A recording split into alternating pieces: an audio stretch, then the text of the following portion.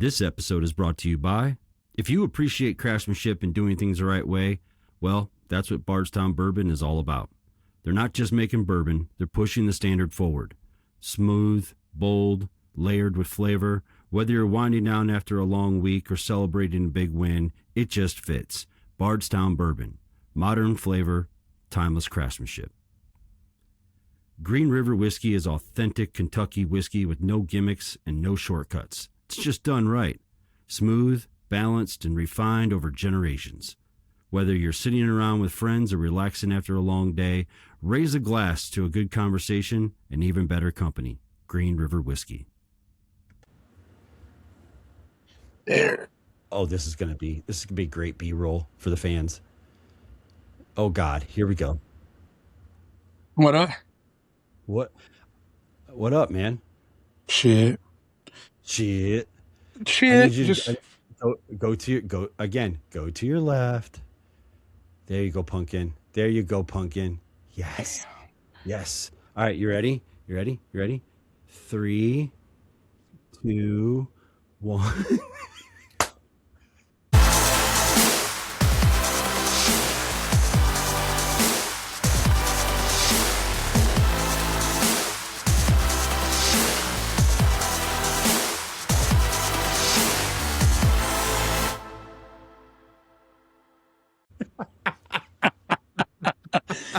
Welcome, everybody, to the Travel Dads Podcast, brought to you by Bardstown Bourbon and Green River Whiskey. I am your host, Jason Corley, alongside my amigo, Jacob Moreno. Bienvenidos a otro episodio de Travel Dad Podcast. What up, dude? What up, man? How was your guys' day? Bro, literally just coming in hot out of hell. Like I've been home 15 minutes. I've got our guests that I'm trying to coordinate to make sure that we don't lose them. I may or may not have broken the speed barrier on 161 coming home. So from Columbus, that's fine. So. Did you get caught? No. That's all As that a matter matters. of fact, bro, as a matter of fact, you know what though? That's not all that matters, because actually it is all that matters, because I got caught before a long time ago, and nobody else got caught. So Yeah. But, I flew right by one too, and I was like, well, it's too late. Like if I what I mean? If I hit the brakes now, like all of the Cheetos are coming from the back seat straight forward, and then I'm gonna wreck into the guy. So I think he was just sitting there as presence. You know what I mean? How they do that, and he wasn't really radaring, or maybe he had some company. You never know. So, he's a sheriff, and I know a sheriff that man, I got to be really, really careful. Right? No, we won't even talk about it. We won't even talk about it. I got to be really, really careful right now. Anthony and Jeremy know what I'm talking about. So anyways, but no, boys had all right this morning. They played at the Breaking Stigmas tournament in Columbus, Ohio for the autism awareness. And we will get to those housekeeping notes later with Shot of the Pod, because we have two. One of them I do not have. Actually, neither one of them I have ready because I've been gone all day. But the boys got their asses handed to them this morning at the 10 o'clock game. Looked like they had never even been to gym class before. And then came out at the 2:15 game that didn't start until 3 o'clock. Came out and did awesome and run rolled Gem City. So, yeah. So, Brooks looked phenomenal behind the plate. My actually shot of the pod is going to come from that game, a little 9U game. Oh, a little home run, huh? Over the fence, first one ever. So. I'll give that one there. And then you have yours, right? The one we got from Sal? Yes. Okay. So, but you're going to have to read it because I didn't say nothing.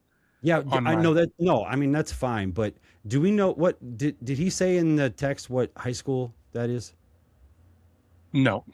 Okay, we need to find out. So you're going to have to, I'm on my phone, so you're going to have to shoot him a text. Okay, I will find out. Against who as well? Yeah, and you know what? We'll just call him. Call him, and I'll put the microphone up here because I'm actually waiting on another call too about Tuesday. So he might be calling in to tell the the kids on the program who's coming on Tuesday. He's supposed to possibly call in, and I'm going to hold the phone up. So, yeah. This is news to me. It just happened. Oh, I asked okay. for permission. I asked for permission to speak about it. And then, okay. Yeah. And he was like, why don't I just call? And I was like, Is it the combo we've been having? Yes. Yeah. It was just, yes. And it's happening. So shout out to Jazz Chisholm. Shout out Jazz Chisholm. Yep. Found out that he's our guest for Tuesday. He's a fan of the podcast. He's been listening. I'm not. He's the one coming on Tuesday. Yeah, you never see. This thing will take up to 8 guests. So, but folks, before our guest joins us, which is going to be, I guess we got 4 minutes before our guest joins us. What was your day like, man? Nothing, man. Literally did nothing all day. Brainley went to the zoo this morning. Yeah. Obviously, we're not playing due to injuries, so we're off 2 to 4 weeks, so maybe longer. He's on a total shutdown. Can't even swing. Jeez. So, I mean, might as well let him be a kid. He went to the zoo this morning with his aunt, and then we went to Pickle Fest. I was hoping you weren't going to come back pickled up, if you know what I mean. No, I like pickles. But I was just like, a little too much. Drunk. I mean, drunk, dude. No, I wasn't drinking. No, they don't have like pickle wine in Toledo, Ohio. No, they were doing like pickle shots, Tito's, and pickle juice and stuff like that. And you didn't partake at all? Actually, shouldn't be partaking any right now. Why? You got a little gut issue? Yes. Oh no! Do you? Yeah, I've been going to the doctor for the last month. Don't try to make me feel bad now. No, dude. I knew what you meant. No. I've been going to the doctor for the last month, and she's like, "Well, you're not supposed to be drinking." I was like, "I'm just doing 1 shot twice a week." She's like, "All right." Did you tell her that this stuff is so strong you could run your steel chainsaw on it? No, she goes, "What are you doing a shot of?" And I was like, "Bourbon." She goes, "Come on, Mr. Moreno." I said, 1 shot. Mr. Moreno, we talked about this. Yeah. I said, "Doc, you get me together, I'll bring you a bottle." You get me straightened out and I'll hook you up. I told her, I said, "I'll get you together." She started laughing. Dude, so today in Columbus at the Breaking Stigmas tournament, which is ran incredibly well, I had the most unlikely of humans come up to me and talk to me about the podcast. Like, I'm talking. These are the best conversations. I'm telling you, like, so there was a guy that Mullaney, Coach Mullaney, and I'm sorry if I just butchered your name, but Coach Mullaney was one of Brooks's coaches back when he played for Mash Factory. Okay, so that had been 3 years ago.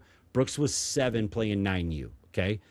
This guy is like the most straight arrowed, like, and I'm not trying to disrespect him. I'm trying to describe him, okay, for America. The most straight arrowed human being. Like, I don't think he goes 56 and a 55. You know what I mean? I'm pretty sure he's got a 900 credit score. You know what I mean? Like, that's just, and I found out he's like been listening to podcasts. I love it. Like, just, and clearly he's a hugger because he hugged me and I wasn't ready for that. I mean, I think that's probably from the last combo. I do. Which I got a bunch of texts like, "Just wait till I see you. We're hugging." I'm like, "No, we really don't have to." Dude, and I was just like, "Wait, are you sure? Like, this isn't Marty and McGee. Like, I don't know. You know what I mean? Like, are you sure you're listening to this podcast?" But yeah, no, it was funny. And then I had another guy tell me that the parking sucked so bad. Oh, let's get that out of the way. So Burliner, nothing's changed. There's still a gate fee. There's still one way in, one way out, and the parking still sucks. So he was, I had his dad tell me, he's like, "Yeah, I'm definitely not losing my parking spot here to go to Jimmy John's." And I was like, dude. That Jimmy John's is the favorite line because I Jimmy get John's, it too. where are you at? Where's Jimmy John's at? We could have a shot of the sub. Freaky fast, freaky good. Oh, there he is. All right, folks, here we go.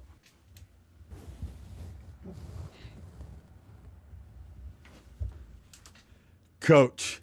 How you doing? We are recording. What is going on, my friend? All right. Well, let me warn you. I'm not really good at this. Hold on. Let me make sure. Close other Riverside. Hold on. I've already messed this up a Here little we bit. go. Well, while you're doing that, I want to I think I'm introduce good. you folks.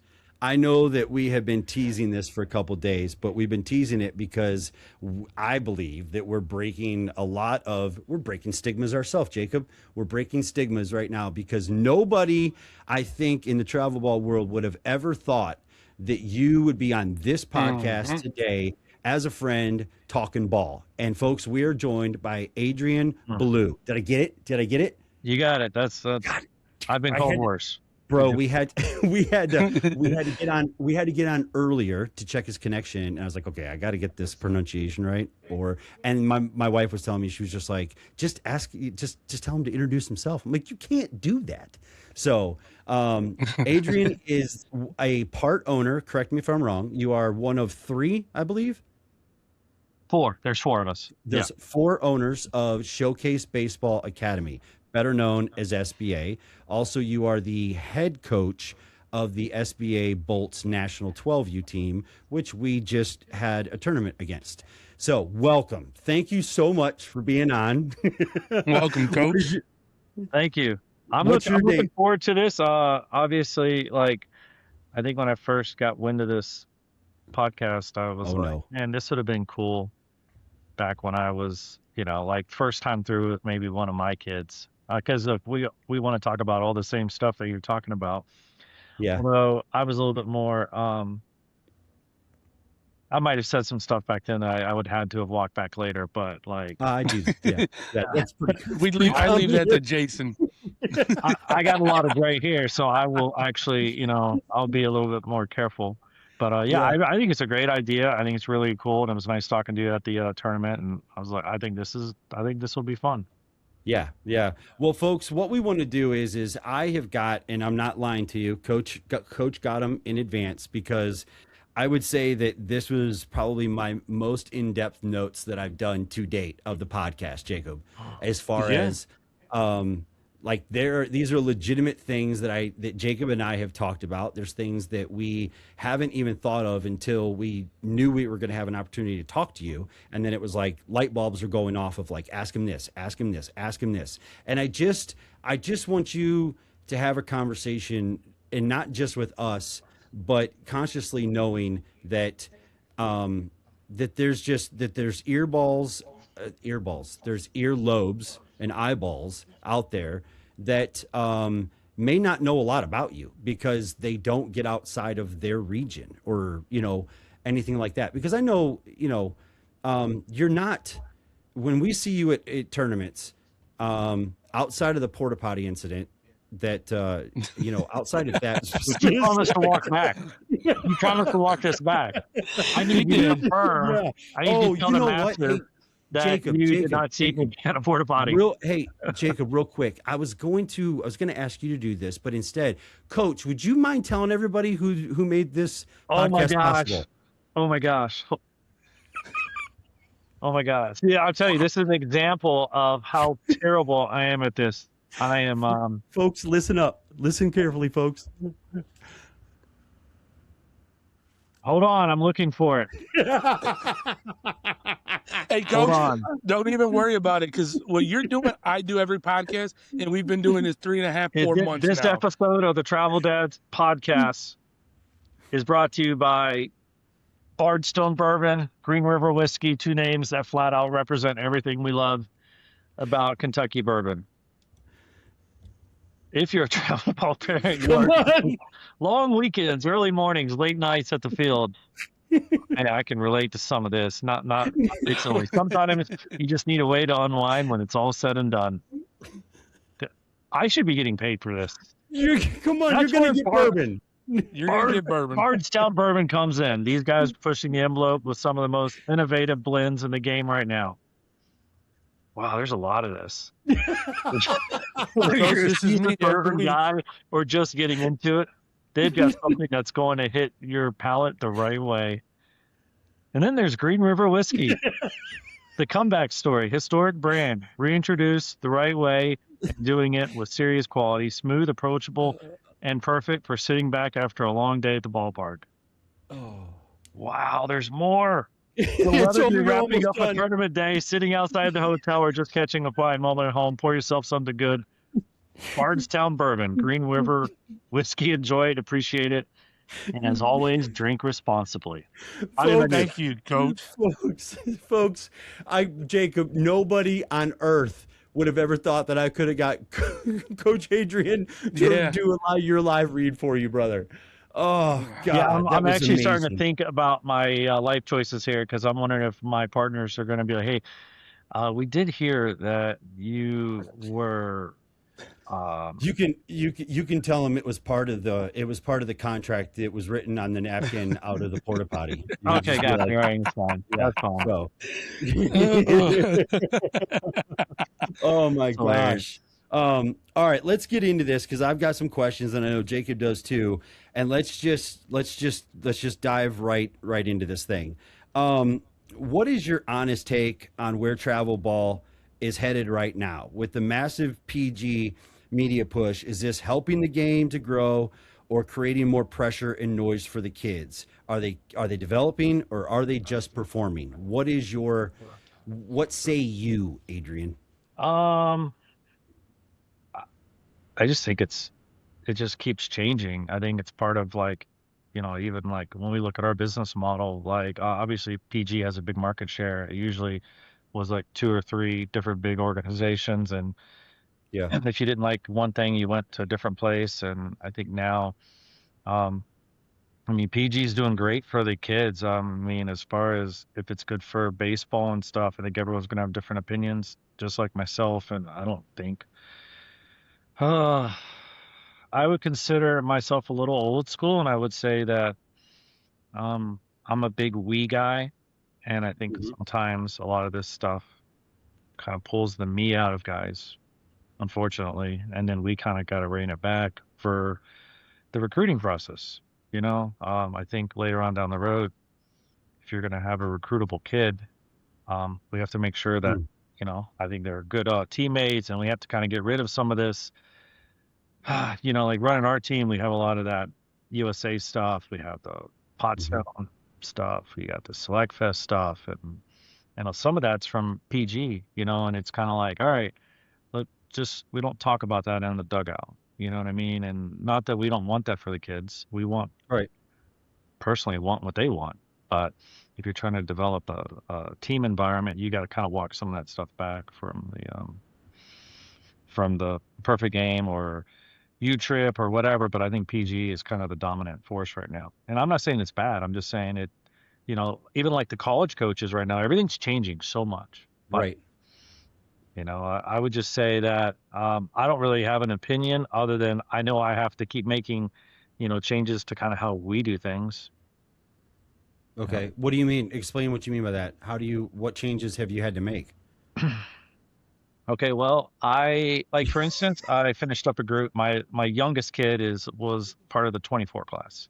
Okay. And so when I started back over, what was different was like second base celebrations, right? This didn't exist. Like if you watch a sophomore in college right now, for the most part, those didn't exist. And now they're being promoted on PG and the mic'd up stuff, and it's all over the PG's website. And I'm not, whether you think it's good or bad, right? I had to look at my assistant coaches and is this are we going to be okay with this? Am I going to be okay with this? Am I going to be the only guy that says you can't do those crazy celebrations at second base?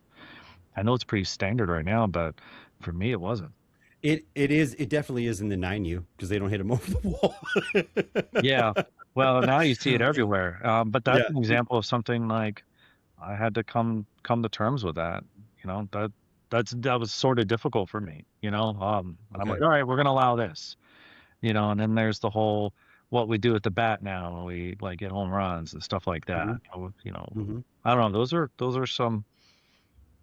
some tough transitions for me. Where do you draw the line on height of bat flip? Where do you draw it? It's funny you say that. My guys are pretty good. They don't flip it. I had one, And and honestly, like, we just talked about it. Yeah. Didn't show him up, didn't embarrass him.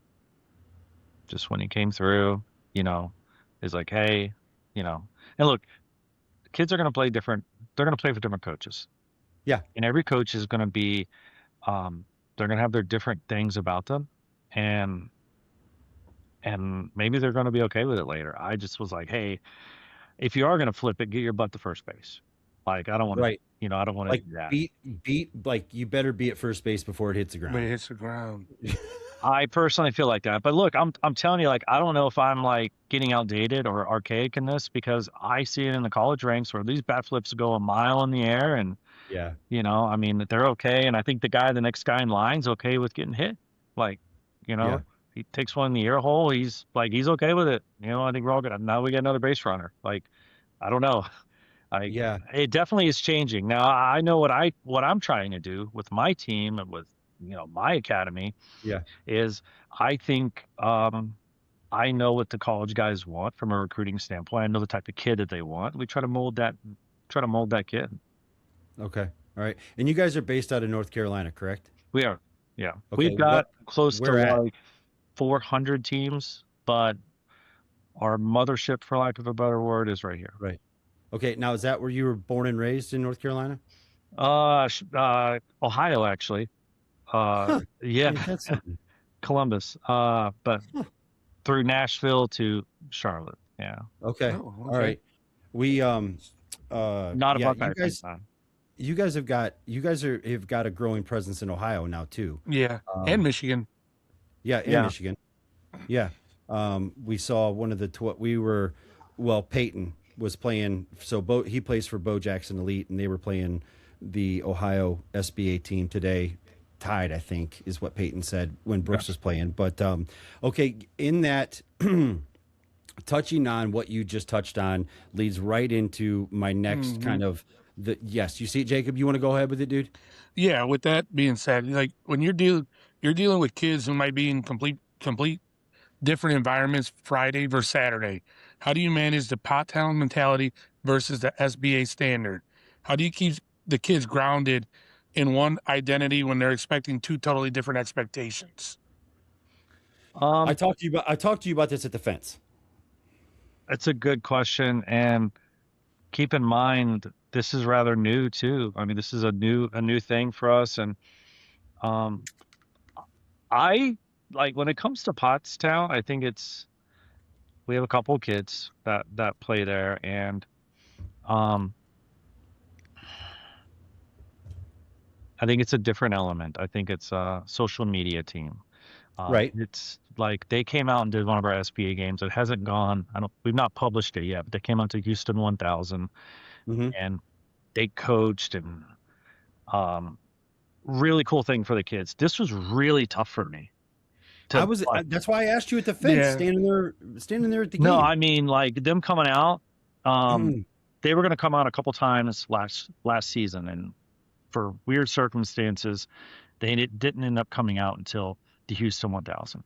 Okay. And my anxiety is through the roof because, like, I try to get everyone locked in. This is what we're trying to do, and then obviously they bring a lot, you know, and it definitely is different. But I think the key takeaway is like, you know, when you hit a double, they come out and do like a rock, paper, scissors. If you win, you get the iPods or something, like, you know what I mean? Like it is a I didn't even know that. I didn't even know that. Circus. The kids love it. So going back to, I want what they want. Yeah. But I'm just like, oh my gosh, like, how do I get my kids? And we played terrible. Like, I mean, one game was like a lot, and it went, we won by a lot, and the game went quick, but then they're like, hey, we're going to hang around for a second game. Oh, man, it's just, we're not locked in going into the next day either. Just a lot of distractions, and it's a good distraction. But like for me, like the anxiety is through the roof because I'm trying to make sure we're ready for the next game and the tournament. And so back to your question, like it's two different things in my mind. Like as soon as they were gone, I'm like, all right, it's baseball.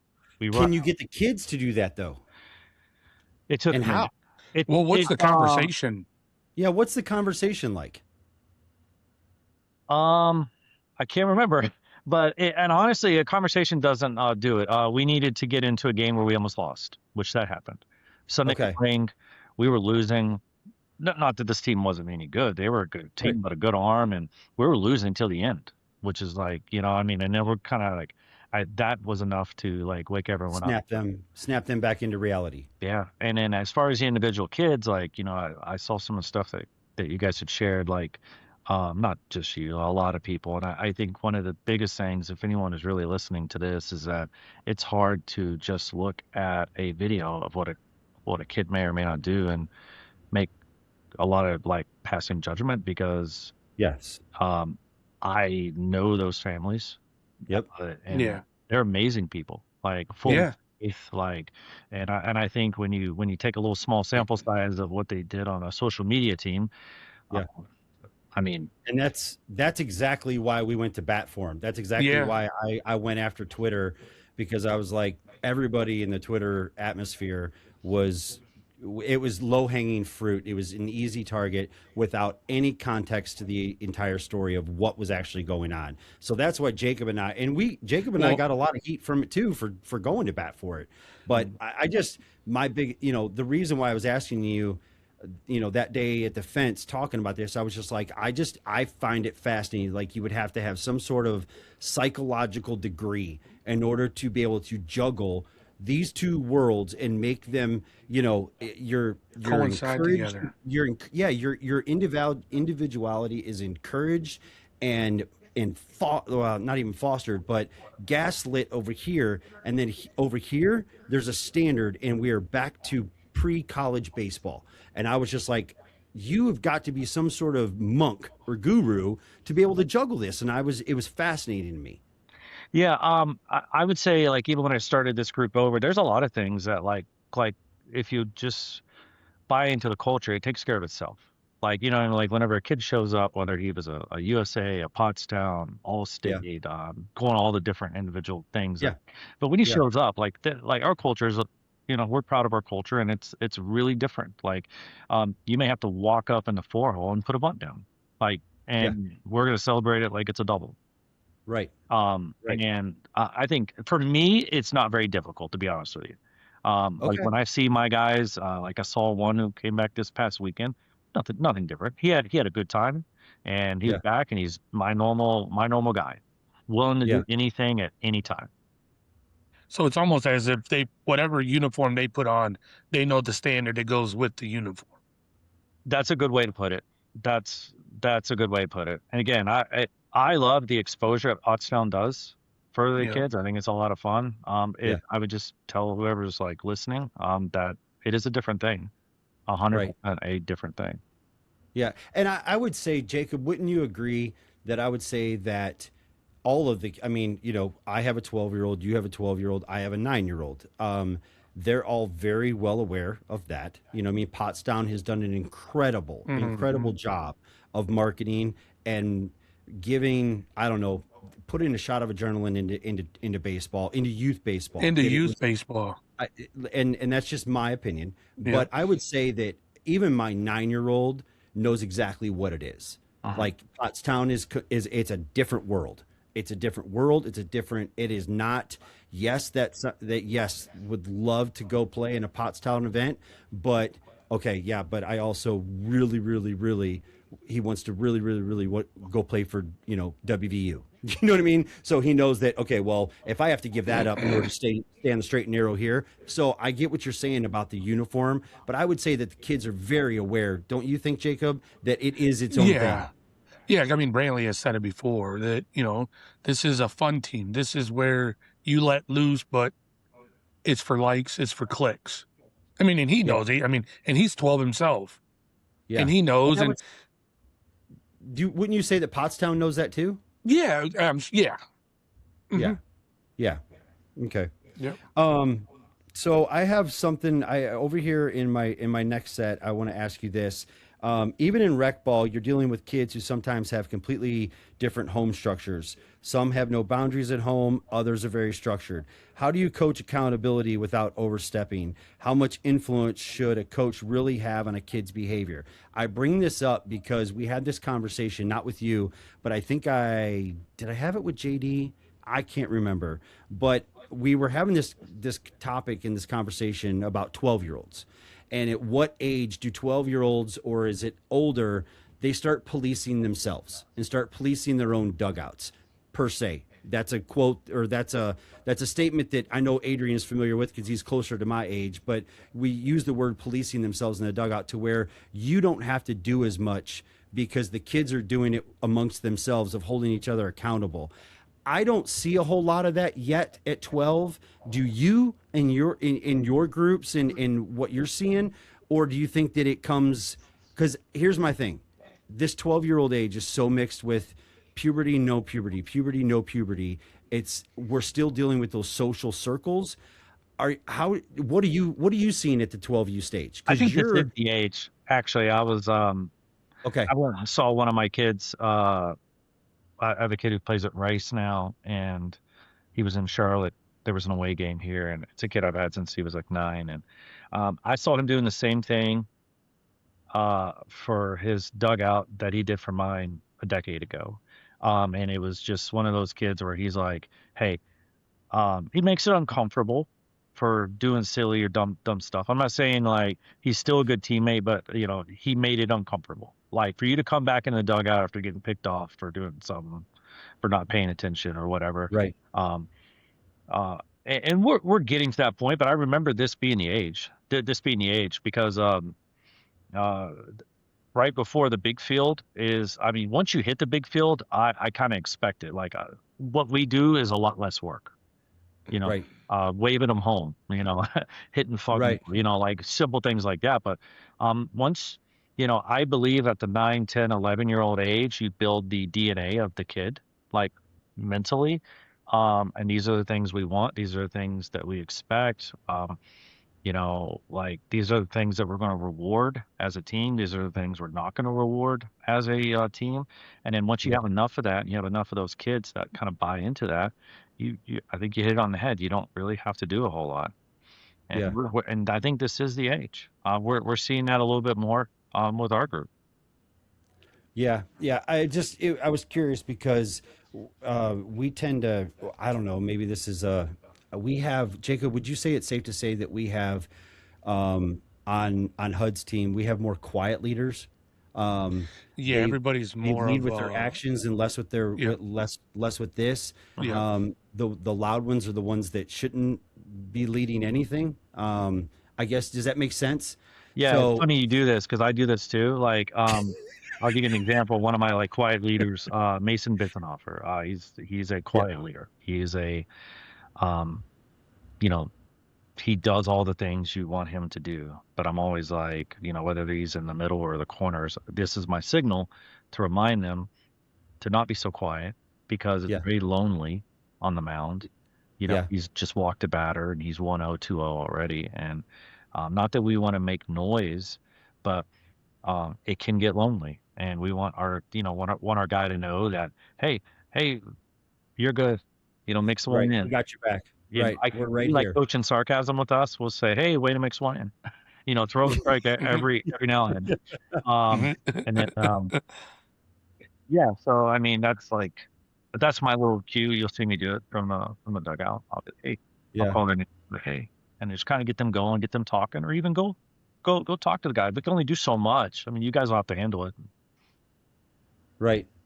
Jacob, I saw that, when I was talking to Coach the other day on the phone, Coach, you were telling me that you've been experimenting with the meta glasses out there. Nothing I'm ready to publish yet, but it is a lot of fun. I encourage anyone.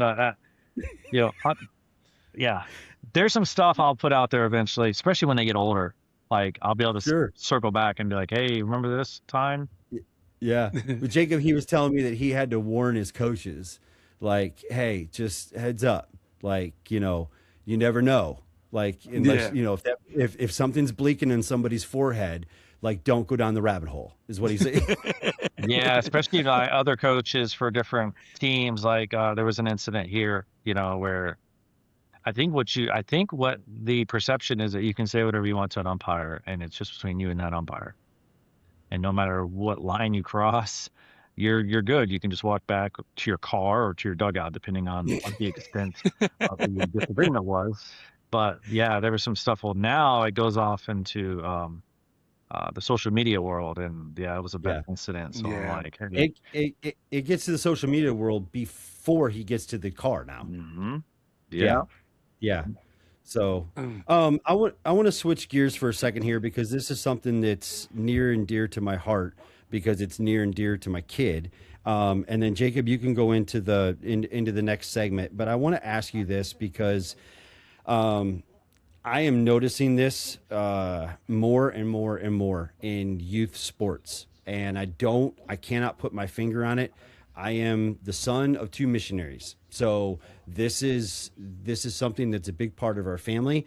I don't always do a great job. Well, I shouldn't say I always do a great job. My convictions sometimes are different than other people's convictions, but my faith is still my faith. Period. End of story. I would die for it today. My question is this. We're seeing more faith openly expressed in youth baseball, youth sports. From your perspective, where did that start? Have you seen any pushback from families or players? And do you think it's shaping the culture or just a fad that's popular? I hope it's popular. Right.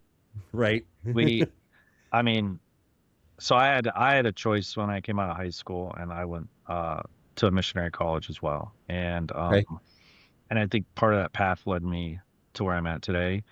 And but I'm gonna tell you, there's some again, I hope it's popular, but there's some people, like some of my kids, even my own kid, I'm over the last decade has really changed for the better. And I think baseball and kind of where he played baseball at a private school, and I think it made a huge difference. But I'll tell you, even like on my team, I have some guys that again, I'll sit here and talk about my kids all day long, but I have a kid named AJ That's Elliott. all right. AJ Elliott is we know them all, so yeah. I mean, AJ Elliott is I mean, when he prays for our team, it gives me goosebumps. It is not for looks. I mean, there's a reverend in there. Oh my gosh, we call him pastor. And yes, he's a phenomenal ball player, but that's the type of we want, because you can say one thing, but when you lead by example, it's just a whole nother thing, man. And that kid is just he is a godly kid. And we made a joke the other day. I shouldn't even say this, but I will. We'll decide if we want to cut it later. But okay, Crew, I'll mark it down. Crew had a ball at a shortstop, and it hit a rock, bounced over his head, and we're sitting there like, man, we're sitting there talking about.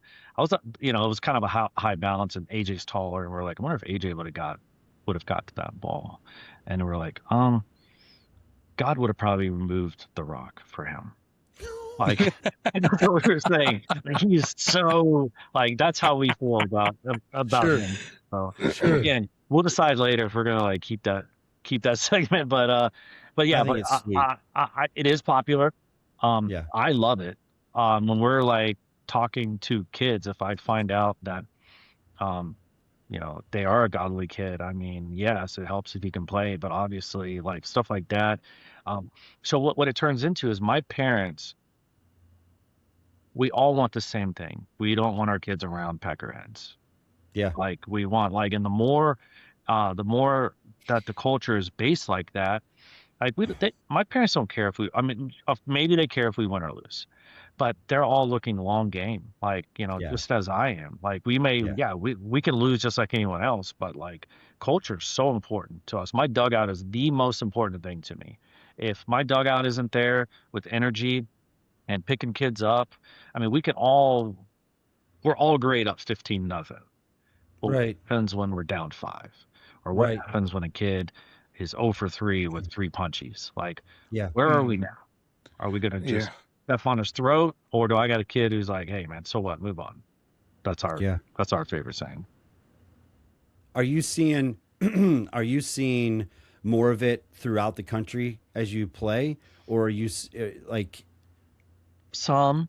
And it's really hit or miss. And I know this is going to sound like I don't pay attention, but I really don't. All I care about are like what we're doing. Like, you know what I mean? I'll look over sometimes and, you know, and it, you know, there's prayer or whatever. But like, all I really care about is that we're doing our thing. Right.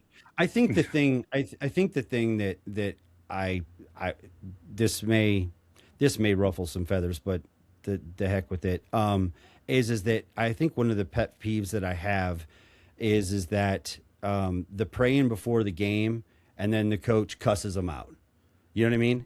I think that's where that's the problem I have with it. So I don't want it to get, I don't want it to, man, I'm literally sitting here talking about I don't want faith to become mainstream, which I do, but I don't want it to become just something that is. You don't want it to be watered down. Yeah, because how many times have we watched teams kneel down before a game, all put their arms around each other, and then the coach proceeds to cuss half the team out throughout the game. You're like, okay, so was that for show or was that just part of a routine? Yeah, like, it sounds like you know the answer, but like one thing is, I think the problem is like, we're all our own recruiting billboard too. Like I think like when somebody comes and talks to me, it's not because, it's probably because what they saw. Like, you know what I mean? If they look at my parents and they look at our team and they'll say, hey, they want to be a part of that, or I don't. I think if you're taking a lot more inbound than you're making outbound, then you're probably doing a good job. Yeah. That's clipped right there, dude. Oh, you think so? That is clipped because that was good. Because I mean, you gotta look in the mirror and be like, if my phone's not ringing for people that want to come play for me, what's the problem? Like, you know what I mean? Because the kids. And look, let me say this. I love the inbound, but I don't want to say that's the reason that we're doing it is because of the inbound. What I love is that there's more people that like McDonald's over Burger King, right? The McDonald's being, you know, us, and Burger King not being us. Like, we're just I like that part of it. Not that what we're doing is working, just that they buy into what we are doing. Yeah, they're believing in all my parents do. Like, you know, I'm close to my group, and I have we have a complete buy-in from the parents to the last kid.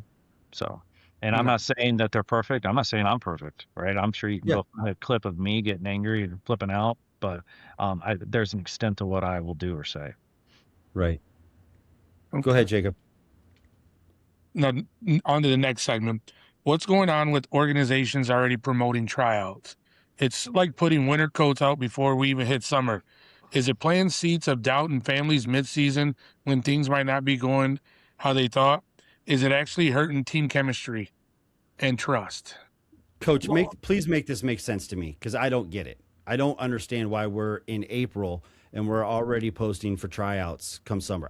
Please explain this to me. I think that's just the business side of it. Like for me, like we are constantly running tryouts, but I mean, I've got programs all over the country. You know what I mean? Now, I think it's one thing if you coach, you know, a local team and you're pushing tryouts, because that is a direct reflection on what you may or may not have on that team. And yes, to your point, I think that does create a doubt or dissension within the group. But second guessing by parents.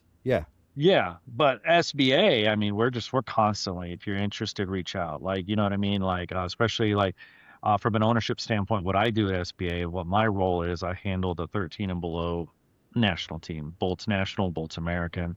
That's kind of my role. And so if anyone's ever interested or explain the two, like you explained to me the other day on the phone, what is the difference between Bolts America and Bolts National? Bolts American is kind of my second national team. A path to my national team is usually through Bolts American, or I've had to see you play. We really don't. And look, we all do it different. I just don't bring guys in and give them a few ground balls and soft toss a few and say, No, "Hey, explain you're that too, because you explained that to me on the phone, and that was very, very interesting. Explain that whole process. So like I get involved with my with my Bolts American at this age, like I'm there, like it's not me pawning them off to another coach. Like I want to go see them play, and there has to be a trust thing with me and that kid, and and I need to see that parent. Like I can sniff meat from a mile away. That is one of my superpowers, and sometimes you can't see that in a small tryout, or even if I play against you one time. But if he'll come play with me a couple tournaments during the fall, then I'll really get to know the kid. And look, Right. this is a selfish thing for me, because I don't have a kid on the team, but I do build relationships with Yeah. the guys, and I don't like roster turnover. Whether that's us making a change with them or them making a change with me. I care about the kids who play for me. So I got to be really careful about roster moves. That and the chemistry within the team and the parents and stuff like that. Yeah. How do you do that? Like, because at this level of 12U national, these kids are the majority of the world has no clue, absolutely no concept how talented a lot of these kids are. Okay. And a lot of them are multi-sport athletes, and a lot of them are going to be football players, or they're going to be what else? There's soccer in the fall, stuff like that. Like North Carolina, I know, is big for soccer. Ohio is big for football. Georgia's big for football. How are you able to get some of these kids to get eyeballs on them that are multi-sport athletes? Because you do want multi-sport athletes, but yet you do also, because we talked about this too on the phone the other day when you were like, yeah, but at some point you're going to have to make a choice. It's just so competitive right now. And look, I'm just saying, if you want to stay at the top, right? I mean, if you're a freak athlete, you can probably go do multiple sports. But if you're kind of like good, but you're not 6'4", 220 ripped, like I don't know, I feel like you got to make a decision. We talked about it a little bit, like, what is your kid projectability? Like, what are the chances, right? Mm-hmm. How big is your high school? That comes into play. Like, I went to a small high school. I'm 5'10", and I was able to play every sport. But Right. some of these schools around here, you can't play every sport. They're big high schools, and just to make your own team, you kind of gotta specialize. So forget about college baseball. I mean, so yeah, I mean, I love multi-sport athletes. I just worry about how competitive it is if they're able to like continue to do that. Because I mean, like, you think about even my team, like if the kid tells me he's not going to be here this fall, he's going to go play football. That's difficult for me because I got a lot of kids that want to play and that will play year round. And I'm not saying it's right or healthy. I'm just saying that, that puts that kid in a tough spot unless he's an elite. Right. Show back up after not playing all fall and just be like, hey, here I am again, like, And not miss a step. that's Yeah. it's difficult. What? Go ahead, Jacob. So you doing that? What's the conversation you have with your parents? Like, hey, this is what we're gonna do in the fall. I know I have my core parents, and we got the team, but we're gonna bring in a couple guys to come play in the fall. I mean, What's that conversation like? Do you ever get any pushback on that, or For what though? Like, because I had a kid go play football, or no? Go ahead. Okay, so you're needing a couple players, or you need one, and you bring two to fill in for your fall roster. Do you ever get pushback from your families? yeah. As So in, hey, why are we bringing these guys when we have our guys? Or do they just understand the mindset, risk the philosophy and the of risk. what you have going? well, I'll be honest with you. My conversations are more with my kids. It's not that I don't care about my parents. I value, but um, my my relationship is ultimately with the boys. So they will know most of the stuff before the parents because that's how it is in middle school and high school. But like, for instance, this past weekend, um, our top two of my top two arms were not able to either be there or throw. So when we were, I told the kids, I have a group chat with them all. Hey, this is who's coming in. Hopefully this kid can get us some innings. They have seen him. He's played against us, which is a lot of time the interview process for me. When I see a kid in a climate, in an intense climate, and he does well, hey, would you like to ever come and fill in for us or whatever? So yeah, and then I let my kids know, hey, this kid's coming. I really don't get into it with the parents. But look, that Jacob, we're hearing more and more of this. Do you notice this? Yeah, Parents, but parents, him. But it's funny you say that, because even when Brainley was playing soccer, it was handled through the kids. Yeah, well, here's the problem: is that that's the way it is in middle school and high school. There's no relationship to the parent. And again, I'm not naive to tell you that my kid that plays for me doesn't love baseball if it's not for his dad or his mom. Like, I understand, but now at some point, you've got to turn that over. The relationship has to be with that coach. At least that's the way it is with me, right? Some people are still doing it a different way, and I'm not even saying that way is wrong. I'm just saying that I like my kids to hear the stuff before the parents hear it. Like, if I'm rolling out anything new, I want to make sure that they know it. And if and sometimes it's not something that they're going to know. It just happens, but because that's the way it is later, and they've got to. So if my kid goes to middle school or later on plays for somebody different and that circumstance shows up, my kids are ready for it. They know that, like, I coach a certain way, but they also know that they could play for a different coach later who coaches a different way, and that you can't switch teams. You can't switch middle schools. You can't switch high schools. You have to figure it out, and not just say, hey, Now, look, I'm not saying the parent will step in and take care of that for him, but my job's not to handle the parent. My job is to make sure that the kid's ready. And then if the kid needs help, the kid can ask mom or dad to help him get figured out. Yeah. But that's not your job. Yeah. I mean, it sort of is right now, getting them ready mentally, but I mean, right. That's all that I can do. Really good question. Yeah. When this is gonna ruffle feathers too, but I've just got to ask it because I feel like we've asked every guest we've had on. Jacob, does high school ball matter anymore? Yeah, absolutely. I love high school baseball. Yeah, I mean, does it matter for the recruiting process? I mean, yeah, I think. I mean, what matters? What matters about it?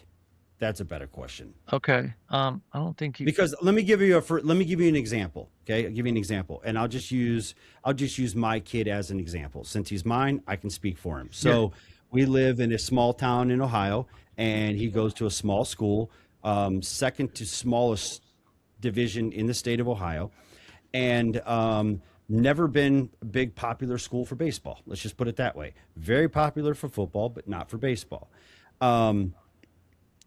But, he has dreams. His dreams, and I'll just be straight with you, his dreams are to play in Omaha.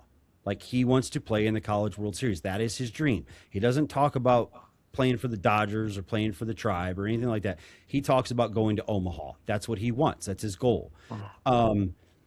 And Mike, I guess from my standpoint is that we don't play competitive enough baseball where we live in high school, that I don't know. I'm asking because, like, does it matter? Should he focus on, come baseball season in high school, does he focus on his travel to where he just gets to go play with his buddies at school, and it doesn't matter what they're going to end up like because that work's already going to be done? Or does he need to focus on just showing up and being the best dugout guy he can be, whether they go 0-25 for the season or 25-0?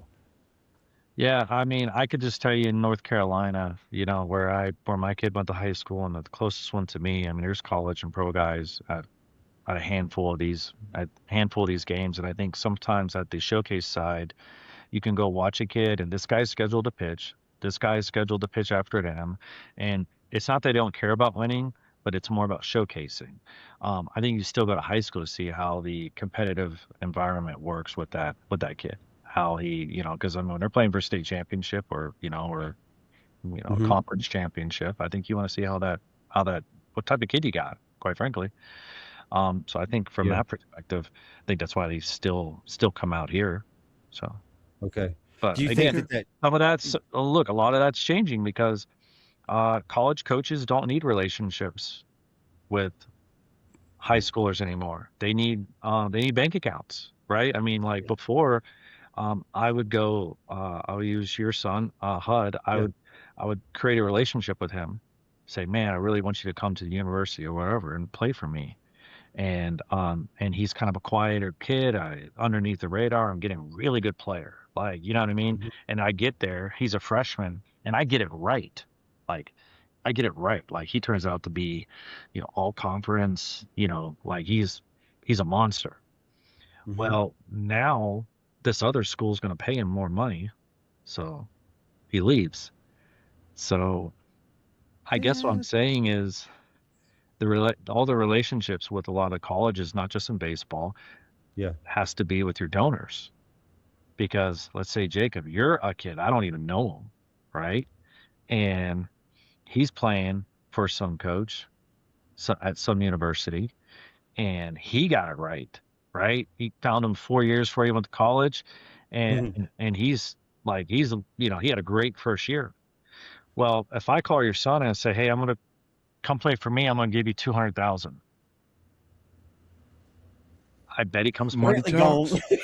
Money talks. So again, money talks. Kind of like when you talk about the PG thing, I think we're still talking about everything is changing. Like we're literally in an environment where it's like it's ever changing so quick. And like Trump is about to roll out this 5-year thing. That's going to be a new change, right? And we're all going to adapt to that. And so Jacob, you want to ask him about this next thing about pickup players, because Lord knows the Lord knows that the world knows my opinion on this thing, but I think I've heard your opinion. You don't like it. Well, here's the thing though. I don't like it. I don't like it when it's against us, Coach. Damn it! Like I don't know. I don't. Give me an example of what you're talking. Are you talking like a regional, like a local, a national? No, I'll give you a perfect example. So, we were down at I'm talking national level. I'm not talking about regional. I can't speak to that because we don't live in that world, and I would be assuming stuff. But a perfect example is last weekend we're down there. We're in East Cobb, and we go through this dogfight with some amazing teams, you guys included. And just battle. And then we get over to East Cobb, and we're scheduled to play the Aviators. And we're like, okay, all right, let's go. Because we have dads that pay attention to stuff. And then we get there, and it's not even, it's the Aviators on steroids, because it's picking up kids from other teams, other national teams that didn't play, other national teams, and massive. Like when I say, I'm not talking about little Timmy from the corner store that was on a paper route. I'm talking about, top 100 kids in the country to come in for just that event. And it just, to me, listen, this is just my opinion. It's just frustrating when it's done for those things, because how did that benefit the Aviators? Other than helping them with points, tell me how that helps a team in chemistry, because somebody didn't get to play. Yeah. I know that they had a couple injuries, because I know of one kid, and I'm not saying that's the reason, but I will say just ultimately, that's the world that we have chose, that you have chose, because you're going out there, and it's always going to be that Thank you, way. Coach. It's never Thank you, Coach. And I will say that just look at it from a selfish standpoint, that your son gets to see good arms, good competitions, and go, iron sharpens iron. You could be facing a team that's limping in, who threw their best arm against the other team, and now you got a kid throwing 52, and then dads will be like, oh my gosh, now we got to go, and I came all the way here to see a kid throwing 52, and we just beat him 18-0. Like, you know what I mean? So there's it's all about perception. But unfortunately, I'm not saying it's like good for travel baseball. I'm just saying that is the world that we live in. you chose. Yeah. Well, I say it. I mean, Jacob, you can. I mean, you can attest to this. I guess it's because we've been on a team, and HUD's been on a team where it's not something that we do. It's because our kids always seem to be available. Does that make sense, Jacob? And we It don't does rock. make, yeah. I'm not trying to slight, and this isn't a slight for the kids because the kids want to play and the kids don't want to sit home and they want to play, so they go play. And we're not, again, Sean, we're not slamming the pickup portal. I'm just saying that I am not a fan of it. Jacob loves the whole thing. I am not a fan of it, but I then talk to you on the phone and you explain to me that, well, 90% of the time we pick up a player, it's actually a tryout and they have no idea. Right? Yeah. Yeah, I mean, that's a real look. That's what we call a long look. Like when I say like somebody comes and plays even for Bolton American, it's a long look for us. I mean, I think everyone knows that. I'm not saying anything that's that most people don't know, but when you go play for a team, I would say everyone's interviewing there. So that's not a popular statement, but that's what it is. And then look, and more for the parent, like, you know what I mean? Like I'm always, the parents are checking us out, but we're like checking them out. Like, I think, Yeah. again, Hey, that's something that we don't have in the notes, but I think Jacob, did he write that down on his little notes that he sent back? I already have what he wrote down. You talked to me at the fence. You were talking to me about how important the parents are to you. oh, it's everything. I mean, literally everything. Like, there's a couple things I like. He does not like parents with podcasts. No, that's not true. No, I obviously if we try to sniff out crazy, right? And there's different levels of that. Yeah. But yeah, I mean, the parent is literally like, the kid is one, the parent's 1A. Like, we really got to make sure there's a level of humility there. I think sometimes, especially at this age, 11 and 12, some kids are not better, they're just bigger. And there's a clip. Everyone's going to be there, right? That's the thing. Like, and how we handle it as coaches, players, and parents are so important. The only one that matters to me is how the player handles it, and then the parent. And not that we can coach a parent on how to handle it, but we do talk about it. Like, you don't want to be that parent that gets an ego to them and says, hey, my kid's the best in the world, because like what we know is coming is the big field. And the big field, where this past weekend there might be 30 teams. Well, at the WWBA, there's 300 teams. You know what I mean? And like, think of the roster size and how little of a fish you really are. And sometimes we don't forget how difficult that parent was, or that kid.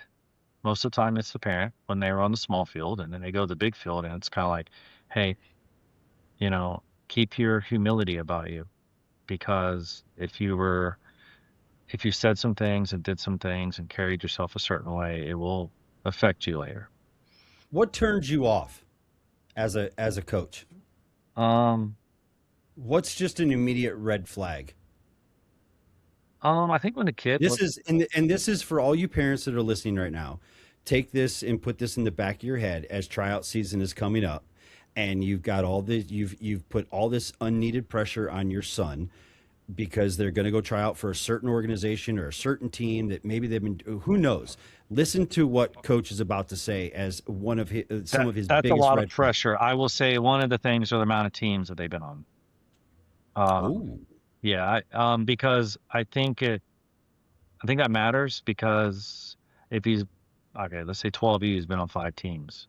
Do we really think we're his last team? Right. Yeah, like, if the kid looks at the dad or the mom a lot after every little thing, I try to figure out if the kid's playing for me or if he's playing for himself or he's playing for his dad. Right. Because I don't have a lot of success with kids who play for their dad. Um, Oof. I have success for kids that play for themselves. And maybe other people can do better jobs with those kids. I just don't have a lot of success. So, Okay. but yeah, I mean, switching jerseys, if they got just a ton of jerseys in their closet, I would say that's a red flag for me. Now, again, that's for me. We'll call Yeah. me Yeah. McDonald's, right? Right. We're all looking for different things, and I'm not saying because there's some dad right now who's finding my Instagram and saying, "Hey, what you said has offended me." And look, great kid, great dad. He just wants to play on 100 different teams, and that's fine. It's not what I want. But so yeah, Right. for me, I think a prideful thing for me, if you go up and down my roster, a lot of my kids have been with me for a long time. Yeah. Or if they play for me, they've only been on maybe another team. Yeah. So that's important to me. Um, but yeah, I mean, I'll make calls on the kid, on the parent. Parents. If the one thing that you get out of this podcast before you, Jacob, what is that phone call like? Like when you say you're making calls on them, like you got to tell, what does that mean? I just want to know what the experience was like. You know what I mean? Like, again, if you get anything out of this, and this is one of my favorite quotes, and this is original. I did not steal, which I've Oh, stole most of what okay. I say. Like ball players, I say take a little from a lot of different people, and I think Yeah. that's like what I've done. But this one, I say a lot to my dads. I make sure I get it right. But you never know the amount of opportunities that you cost your kid because nobody ever tells you. And what I mean by that is, I'll use your kid as an example. Yeah. Um, if you were a power parent, there's like different levels here. There's crazy, sort of crazy power parent. But if I'm talking to Jacob and I'm like, hey, what do you think about Huddy? Oh, he's good, man. Look, dad's a lot. Dad's a lot. Um, and I would look at my assistant and we would say, yeah, we don't really want to deal with that. Well, I don't call Jason and say, hey, Jason, by the way, I was considering your son, but based on Yeah. what I heard, Right. he's off the table for me, Yeah. for McDonald's. Yeah. And I think that's so important because like my last time through, I had a parent who, man, phenomenal kid, great kid. Um, and he played for me for one season. I was kind of like a part of the revolving door for him. And I think back all the time how great he Yeah. was, but the dad was very tough on him. Very tough on him. He was always like, when I say like quiet, crazy, like he's always really good with the coaches. You would think he's a great, great guy. Right. Um, and oh, hey man, just hey, how did you see little Billy? I saw you had him in the 8 hole. Blah blah blah. Like it was always like, oh okay, like sort of like you wanted your feedback, but that feedback went on like all the time, like no matter where you put him, where you batted him. Yeah. And then we would see how tough he was on his kid, and it was like, oh man. And then people would ask me about him. I'd be like, hey, I got to be straight with you, and and that's disheartening because I know that parent had a reputation. And you just don't want that. You really don't want Look. that because and look what it happens. And I don't know the psychology behind this. Yeah. But it's all the time a non-baseball dad. Yeah. Explain that. Explain what you mean. Non-baseball dad. I don't know. I don't know. Like I can't go deep into the like. I don't have the qualifications, but I'll give you an example. We have a big leaguer on my team, and we've had a few, and those guys or just college coaches, college players. They don't say anything to their kids. They Right. just get it. Like when I say they don't say anything, it's like they don't show them up. They don't yell at them. They don't talk about the things that non-baseball dads do, because that's the burnout. The game's already hard enough. These guys know it. And so when you get a dad who's not a baseball dad, who's just grinding his kid up, then they stop playing the game, and that's not good Yeah. for anyone who loves baseball. So yeah, I mean, the biggest problem in youth sports today is a Yeah. lot of time dad. Non-baseball dad. Be specific about that. Non-baseball dad. Yeah, I saw a clip, Jacob, probably, I don't know, probably a month ago or something like that. And I mean, this is nothing new to either one of you or to anybody that's even listening. But I saw this clip of this referee stopping a soccer game, like a youth soccer game. Did you see that, Jacob? Yeah, I think I do. This older, tall, white ref. And I don't know why I just had to clarify that he was white. I have no idea why I just did that. I think I saw it. Did he kill it? He stopped the game and walked over to the sideline. He was like, "You want to know why I'm out here at 70 years old?" He's like, "Because nobody else wants to do this because of you."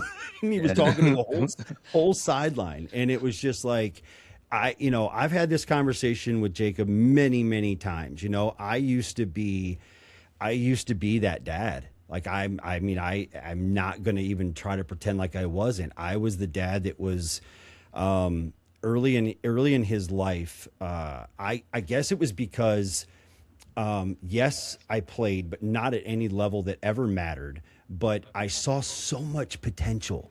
I saw it, and then once I saw it coached in him, and it was like validation of like, okay, I wasn't crazy. Like I think God might have kissed him. You know what I mean? Like, right. And so I would ride him so much harder than he ever needed to be ridden, because I was like, somehow, some way, I magically thought I could press that out of him. You know what I mean? And get him to be perfection. And then I don't remember the day. I can't tell you. It's not like a salvation day. I don't remember the day or the time when it just clicked in me. I think, honestly, I can, but I'm not 100% sure. I think it was when I watched another dad do it. And I was like, oh shit, I do not. Is that how I sound? Is that what I look like? And it just flipped. And ever since that day, he's went to a completely different level. And Jacob, you know what I mean? So it's some self-awareness, but I can't even remotely imagine the world that you guys live in at the level that we're at of this 12U national stage, and the pressure, which is the entire reason why we had you on today, was because of juggling all of this. So I was curious to know what you thought about. I feel like this is an AA meeting. This is turning into something like where we're like confessing. Because look, I was the same way with my youngest kid. I was tough on him. I was tough on him, and I'll just say that, like, kids need their dads first. Yeah. And I think sometimes that, and I had this conversation with a particular dad recently, and like it's tough, man. It really is. I know exactly what they're like going through, because I was there. And my message always to anyone that's listening is like, your kid will not play baseball one day, and let's not have done something to mess our relationship back when he played baseball. Yeah, right. Yeah. I mean, you don't want to, like, kids really need their dad. And baseball gives us so many opportunities to build these relationships with our kids. Why would we jeopardize destroying that? You don't want it to look at it like it's a negative. Like, you got a kid going, oh man, like, dad's going to take me to go hit, and he's going to be yelling at me and screaming at me, blah, blah, right. blah. Yeah, you don't really want any of that. And again, we're all here for X amount of time on this planet. And if he's a good baseball player, and he loves the sport, your job's done. Right? I mean, you can obviously handle you can supplement training and stuff that he may need. But if he loves the sport and you trust your coach, you think you have him with a good foundational coach, let us have him for the 2 hours that we have him. Like, just go be a dad, take your videos, send them to grandma and grandpa. When he gets in the car, just talk about positive stuff. Like, and look, that is not easy. I am not saying it from like, I'm up here and you're down here, because that was difficult for me too. Yeah. Right. But if you can just say, hey man, good job today, let's go get some ice cream, that's more important, man. And look, it's taking the gray. Can you see the gray hair? Because I want to make sure that. Yeah, no, it's coming through. It's coming through loud and clear. Good. This is coming as white as it is on my beard. This is what the gray hair has told me. Back when I had more color, I did not say stuff like this.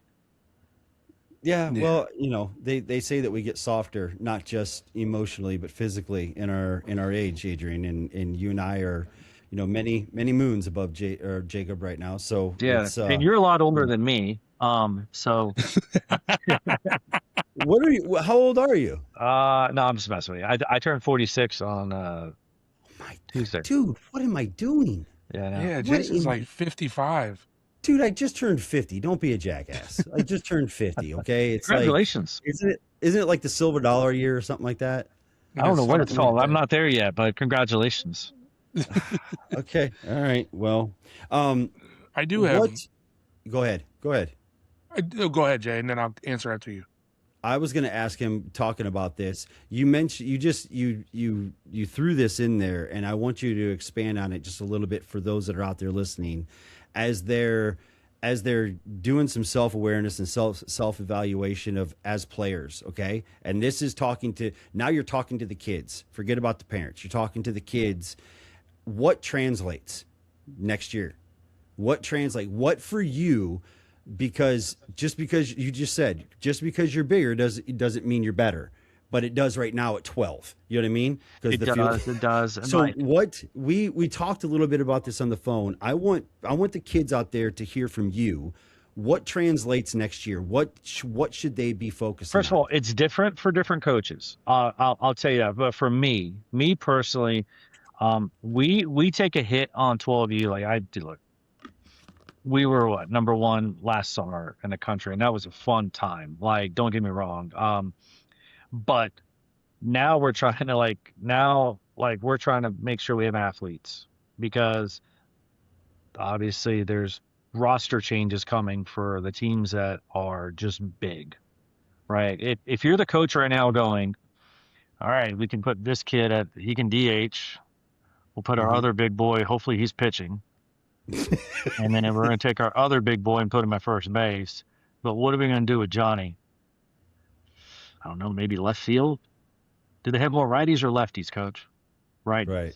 Oh, let's put him in left.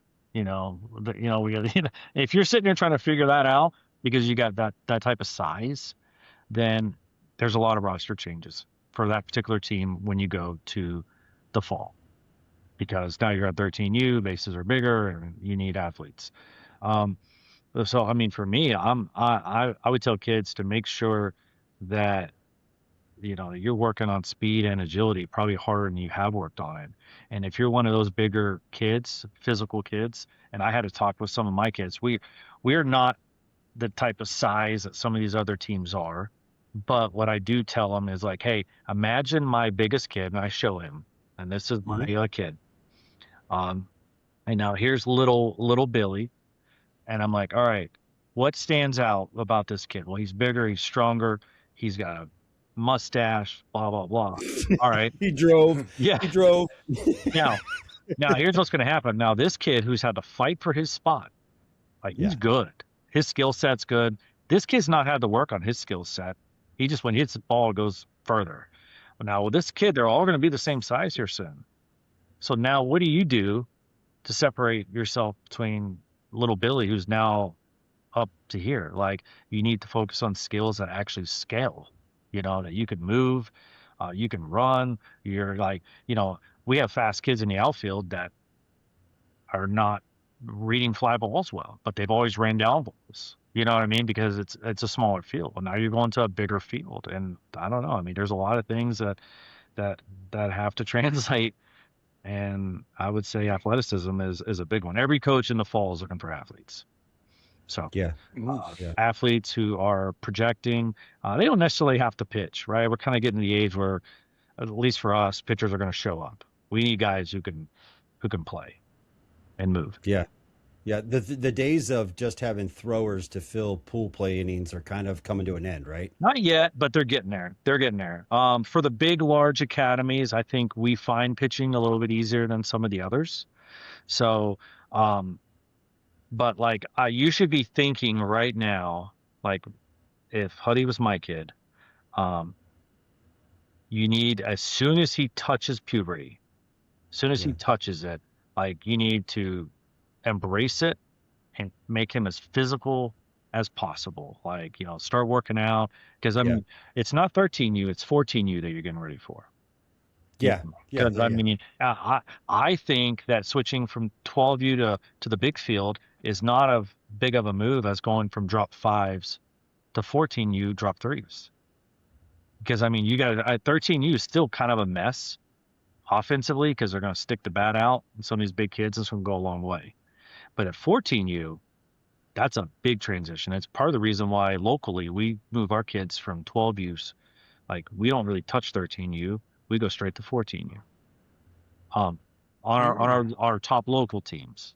Now, we will still drop down for the 13U national stuff, but we're going to go for 14U. We want to be against bigger kids, better pitching, and we want them to really see, like, hey, you got to get stronger.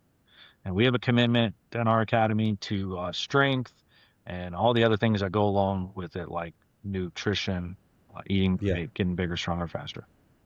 But bigger, stronger, faster. That's the thing that you need to work on going into the big field. Yeah. Because really, it's a completely different game. I mean, 12U is literally a completely different game. Yeah. I mean, you got kids that are superstars right now that, unfortunately, we can jump on another podcast 3 years from now, and you may be like, I don't remember that kid. Like, where is he now? Right. Yeah. Well, he's playing football. Yeah. But he got a full ride at 12U. They're being flown all over the country and this and that. And now it's really nobody. Right. Yeah. And look, my message to the younger kids out there who are undersized and you're hanging in there, you actually may be ahead and don't know it. We've heard that how many times, Jacob? Yeah, we've heard about, man, maybe every guest that has said that we brought on has said that. Good. Oh, yeah. Because as soon as they grow, they're going to just whip right around some of these kids. Right. Yep. Because they've had to grind, and they know. They've had to work. I think it was Coach Beam that was talking about those are the kids that are successful in college baseball because they know how to work. And that's what college baseball is. It's work, where everything else has come easy to some of these other kids up until 12U. Everything's easy to them. Everything, the fences are easy. It's because they were early. Yeah, because they were early. They're not shocked going into college. Right. Yeah. Go ahead, Jacob. I do have one. This was a note that you sent in. And you said in the tournaments, the big tournaments where teams can go 4-0 and miss gold bracket. Bad for development and expanded rosters. Need to get kids developed experience piece without worrying about giving up a run and missing bracket. Yeah, I was wanting to work this in. I didn't want it to make it like a direct shot to like Tony or somebody, but we can do it that way. That's why I didn't say the name. That's why I didn't say the name. But you did. Yeah, you can like tag them. No, listen, I this is something that this is something. Yeah, go ahead and tag them. I don't think this is like we don't have to tag them. They're going to see it regardless. Oh, okay. Yeah. So I think one of the changes I would make personally, and I felt like this in Houston, for instance, not just I think it was my 11U team. My 11U team went up there and they went 4-0 and just gave up too many runs and they're just missing bracket. And I'm like, that just really, first of all, this is the development years. So I think it's difficult to for me to be an 11-year-old coach or a 10-year-old coach and go, man, I brought little Billy because I had to bring an expanded roster. All right. Because it's a national tournament. And then I show up and I'm like, hey, not guest players, Jason, expanded roster. Okay. But no, I'm sitting there and I'm like, hey, I need to get little Billy some innings, but I'm like, gosh, what if he gives up a run? I'm a completely miss bracket player or whatever, or he gets into trouble. Yeah. And now this 100% exists later at 15, 16, 17U, but I don't like it at 12 and under.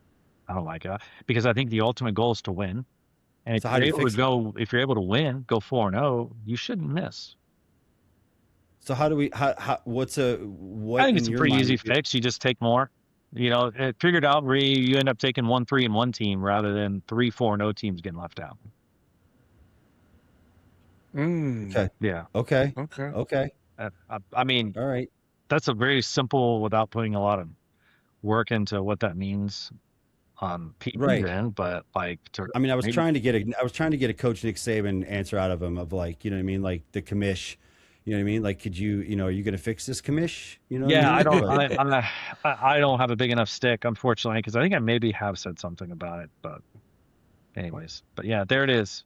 I'd like to have that fixed going, I think a lot of people would, honestly. So speaking of said organization, since they're already in the room with us, I have a question that is not on the. I've just thought of this, but I actually think that I've brought this up either to you or JD. I don't remember who I brought it up to, but how to the kids out there.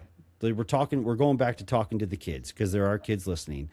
Let's say, why do they make it so hard? Why do they make it so hard that you have to compete in the Houston 1000 or the PGI in order to garner enough eyeballs to be selected for the Select Fest? Because I will tell you that although Huddy would love to be on Pottstown for a weekend, you know what I mean, Jacob? He would love that. But he would probably cut a toe off to make the Select Fest team. That's just something that he loves. But we don't get that opportunity because we didn't play in the Houston 1000. We chose to go down to that Boomba, whatever it was, in Florida because our families can't afford to do all of it. So we had to pick and choose. So I feel like it's skewed a little bit. To be honest with you, I don't really understand the qualifications for it. Not that I don't want to get into like Select Fest or any of that stuff. I want my kids to make it and all that stuff, but I don't even ask how they make it. Okay. I didn't even know you had to like do X amount of events. Like literally, that's how. And you got to remember, a decade ago, this did not exist. Like there was no. Is that all the longer this has been around? Yeah, I mean that. I have 2024s that was my like last class, and I started over. That now it exists, but it didn't then. So like I think it's rather new, and yeah, I don't know. I wish I could. Hopefully your next guest can probably help you with that one because I don't really know. Yeah. Yeah. But I will say, hey, the more like they do want you. They want all the big programs and all the big tournaments and. Obviously they want to build, and they promote how many like ranked teams or whatever are in there. And I think if you got teams that are saying all of a sudden, no, we're not going to go to that one or we're not going to go to this one, I think they just leverage it and make sure everyone's in them, including your all the kids that want to be a part of it. Yeah, yeah. Why 12U? Why this group? For me? Yeah. Oh, I started over. I've had them. So, I think for me, it's about keeping a team all the way through. So I start over and take them all the way through. I think people want different things out of it. Okay. I go to a lot of college baseball games because I had my last group. A lot of guys either, are playing Division I, Division II, or they get drafted. Right. And so like the takeaway for me is I get to go to that stuff. And so for you to enjoy the culture, right? I think you got to be able to get them young and, mold them the way that you want them, and, hopefully have fun doing it. Yeah. So it's not, but 12U is a lot of fun, and I'll tell the parents after 12U, it gets slow for a while. Enjoy the ride, because when you leave Cooperstown, I don't know if you're going to Cooperstown, but yeah, we're going. Yeah, when you come home from Cooperstown, it's typically a depressing 18 months. Because the game gets really slow, and it's a unless you're playing another sport, and that time can go by. Yeah, but I mean, I guess. What do you mean the time can go slow? I was trying to phase out of that. I'm like, wait a minute, what do you mean by that? I'm not trying to crap you out, but like once you get to the drop threes, I mean, the game is a completely different game. Like balls in play all the time, doubles are getting hit, home runs. Well, now it's like bunt defense, or teaching the kids how to bunt. Some of the kids can't get it out of the infield. Has Huddy played middle school ball yet? No, he's in sixth grade. We don't have. Yeah, we don't have that. I don't want to crap you out, but it does get a little slow for a while. I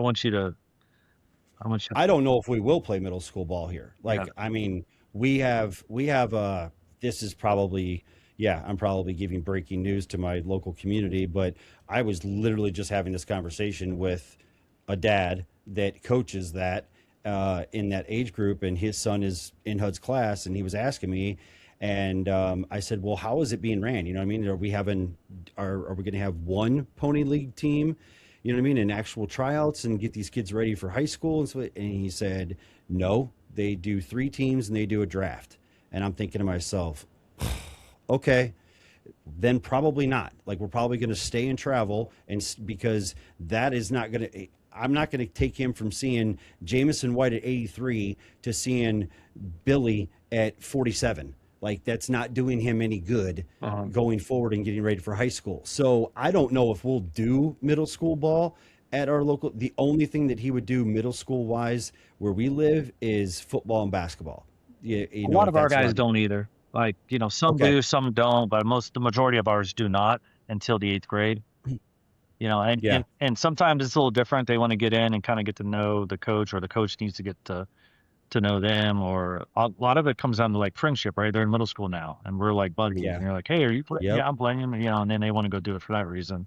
But like, I don't promote it, especially at the 12U year. I'm like, hey, stick with 12U, because some kids are in 6th or 7th grade, and they can play here. And I'm like, just wait till you get to the big field. It's not going anywhere. So, and it's tough to bounce back and forth between 50 feet and 60 feet.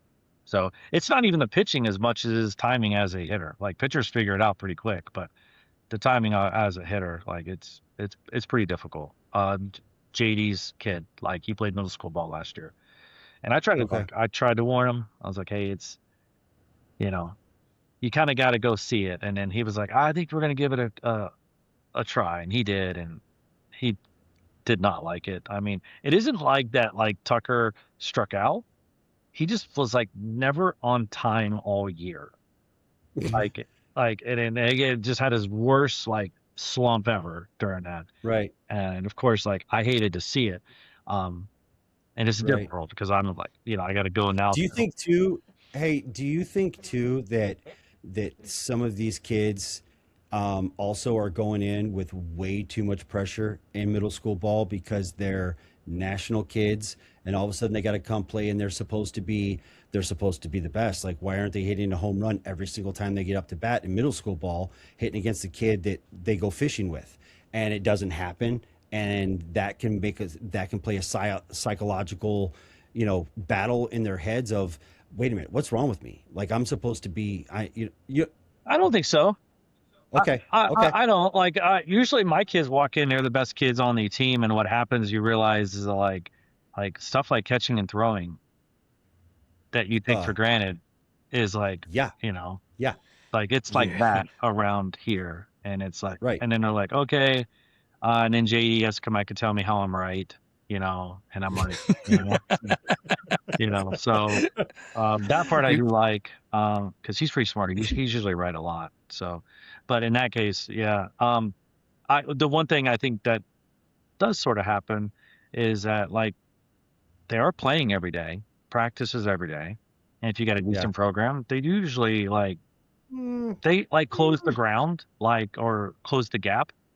Some of my kids, they usually come back and they, throw them a little harder. Like, they're used to being around bigger kids, and sometimes, and all of a sudden, like, they're right field for me, but now 10 of my 12 kids are shortstops when they go to their middle school team. Right. So like, you have that going on, and they come back like, Coach, I might be a shortstop.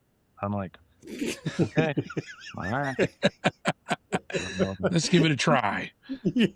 Yeah, well, that was tough. And I don't really have like a shortstop per se. I have kids who, if you watch my tournament, you've never really had a per se shortstop. As long as Jacob, we were trying to figure out. We met him at 9U, right? In Myrtle. At 9U in Myrtle.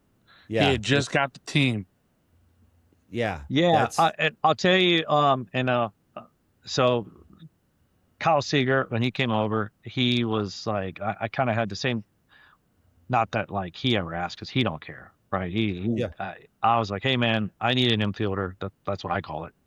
And I was like, I have 2 or 3 kids that play shortstop or whatever, and like, one of the first things he said, which I've kind of repeated and to a lot of my parents, is like, he hated the fact that, like, I don't think he ever played third base until he like got with the Mariners. Like, so like, he hated that he was stuck at shortstop. Like, he wished he did play other positions. Like, and honestly, like, when you show up as a middle schooler, let's say you're a 6th grader, Huddy shows up as a 7th grader, well, it's a good chance that he's going to be behind a kid who's the shortstop. So how are you going to get on the field? Or maybe he's buying a couple kids as a freshman. You got junior, senior, middle infielders. So, and very few kids who play shortstop end up playing shortstop in college. That same kid I was talking about earlier, he was my shortstop for the longest time, but he plays third base now. So I mean, all colleges recruit are usually the shortstop for the high school team. One of the best players on the team. So you got the most, 15 shortstops, only one's going to play it. Right. Yeah. Right. Yeah. Jacob, anything? I guess the last one I would say is, how much turnover are you dealing with each season? How do you build the culture when your roster keeps constantly changing? If it does. If it does. I know you said earlier that you... Jacob, I don't have a lot of turnover. But I do know it happens, right? It definitely does. I think, we try to be pretty upfront with our players first, and also our parents, and just kind of say, hey, this is kind of where I see you. And the roles change, right? And the kid gets better, or the kid doesn't get better. And people leave and go to different places. And, unfortunately, that's part of it. I take it hard. That's probably, that I think that's why I put so much time into recruiting a kid or talking to them, is because when they do leave, whether it's for me or they went to a different team or whatever, that's not easy for me. That's I would expect it. I would expect that to be a problem for any coach at this level, because the amount of time and effort and money and emotion that you invest in these kids, it's gotta be tough. I don't think any coach takes it lightly. You would think so. You would think so. But I would say one of the things that I probably don't do well is I'm pretty loyal to my guys. You know what I mean? Mm-hmm. I may see this kid, he might be better, but this guy's my guy. You know what I mean? And I'd like him long term. Yeah, I may lose that game or whatever, but so that's probably one of my faults. But you're gonna lose with your guys. Yeah. And again, when I say your guys, I mean, I got a guy who's coming in to help us throw or whatever. That's always gonna happen. But Jacob, he's not gonna let me get he's gonna make sure. No. Walking the line of the guest player issue that Jason has. I don't want to just clip me off right in the middle of talking. But no, turnovers are a real thing. I would say that everyone handles it differently. I'm lucky that I don't have a ton, at least on my team, but it happens academy wide, and I'm sure with everyone. So, yeah. Well, listen, man, I don't, Jacob, where are we at? We're over an hour, aren't we? Hour 36. Jesus Jones. Was it really? It never ceases to fail. Ceases to fail, because what I try to get him to understand, Coach, is the longer that we go, the longer I have to stay up. And since the little ones gave up 4,000 runs today in the 9U tournament, I'm going to have to probably get up at 4:45 to be on the road by 5:45 to get there for an 8 a.m. game. I'm assuming we're going to play at 8 a.m. So yeah, I always tell Jacob, I'm like, let's do our best. Let's stick to the notes. Let's go down through it so that I'm not up till 3:00 in the morning editing this thing and getting it up. But, Coach, I don't know how to express my sincere gratitude for you agreeing to come on and have a conversation. I think it was, you know what? We do need to clear the air, Jacob. We need to clear the air right now. Yeah. Okay. I don't know if you like me or hate me. Oh yeah. What? The single hardest you didn't see that clip? You didn't see that clip? No, which one? So, and one of the episodes, I think it was the episode after the tournament. I said I was having a conversation with Adrian, the head coach of SBA, and I said, Jacob, I said, I don't know if he likes me or if he hates me. He is the most difficult human being to read in the world. Man, no. And then it got better because JD said that one of his buddies texted and he goes, whoever that guy is on the podcast, he's dead right. Yeah, no, man, you guys are awesome. Again, I'm jealous. I wish I would have done this, you know. Yeah, no, no, you guys are good. And look, I would just encourage, you know, you guys you're building a platform. Just, man, always mix in some of the stuff that you want kids to know. Like, you know, like I think the like biggest appeal for me to come on is like, hey, maybe if somebody sees something and it resonates with them, hit me up. Like, just say, hey, man, I saw something that you said, and I saw it on Jason and Jacob's podcast, and I just want to say, hey, that, you know, that meant something to me. Like, that'll be enough for me. Put my little put my Instagram somewhere on there if they even want to drop. Well, what we normally do with the guests is in the description of the podcast, it goes out to Apple, Spotify, Amazon, YouTube, all of it is in the description of all the information with all the chapters. I'm going to have your website and I'll put your Instagram. If you want your email, it doesn't matter. I'll put all of the links, hyperlinks there. People can just click it. So when they're watching this on YouTube or if they're listening to it, it's going to be right there. But if those that are listening and may be driving, we would encourage you not to start looking to click.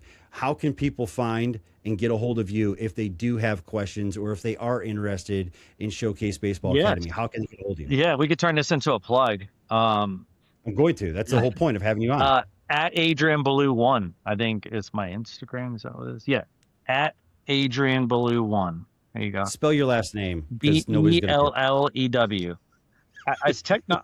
I would think that you guys would have this. Like, I've seen your podcast. You have all this stuff at the bottom. You guys can't like put it at the bottom. You can add it to it. Yes. Yeah. Don't rely on somebody to have a pen and paper to write this down. No, we can. You know, everything is for sale, Coach. Yeah. You know what I mean? You know, I think you can. I'm looking at this your picture of like Jason looks like he's like Jacob. I don't know. You did not invest as much into the technology file because you're kind of blurry. But Jason looks like a freaking superstar. Oh, he said I'm blurry. Yeah, he's always blurry. That's why doesn't matter. We have to cut this shit because it's going to take me 5 hours to unblurry him, Coach. Yeah, that is what I'm trying to talk about. No, when mine uploads, it's going to be clear. Okay, all right. Because right now, I have no idea what you look like. He's big and he's Mexican. That's all you need to know. He doesn't sound it. All right, Coach. Well, listen. Thank you so much. Thank you, Coach. Time. I will touch base with you tomorrow and let you know when this baby is up and she's going. Actually, you'll probably know before I even get a hold of you because people will be like, and letting you know. But I'll be on the road in the morning. I'll be on the road. I'll look forward to it. I'm going to watch a 10-year-old. You want to like my morning when I don't play, and I don't know if we clip this too, but like I spend my weekends going and watching kids 2 or 3 hours away because you know. You heard? Looks like a good kid. Looks like a good family, and this is a kid we want to like put out front. Okay. Well, shout out to the family that has no idea you're about to be watched tomorrow. No, they know. I don't just show up. No, this is a really good kid. Does the kid know? Does the kid know that you're coming to watch? Kid doesn't. Hopefully he does. He's been tagging me and everything today. I think he hit like three home runs. So yeah, man. Yeah. He knows. Okay. All right. Well, listen, brother, thank you so much. Have a great night. You, Coach. We'll talk sometime tomorrow. You can just click that thing that says end, just like you did before, and I will get a hold of you tomorrow when this baby's live. Hey, sincerely, thank you guys. Appreciate it. No, thank you. Thank you for coming on. All right. Good. Yeah, a couple doofuses, and you grace us with your time. Thank you. All right, man. Good night. Yes, sir. See ya. Good night.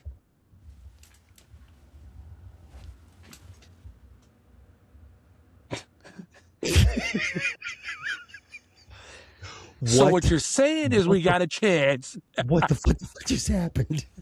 Bro, I don't know. That was good. Bro. That was good.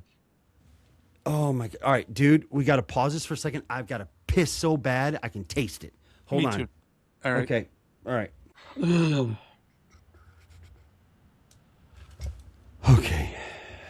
Little bathroom break.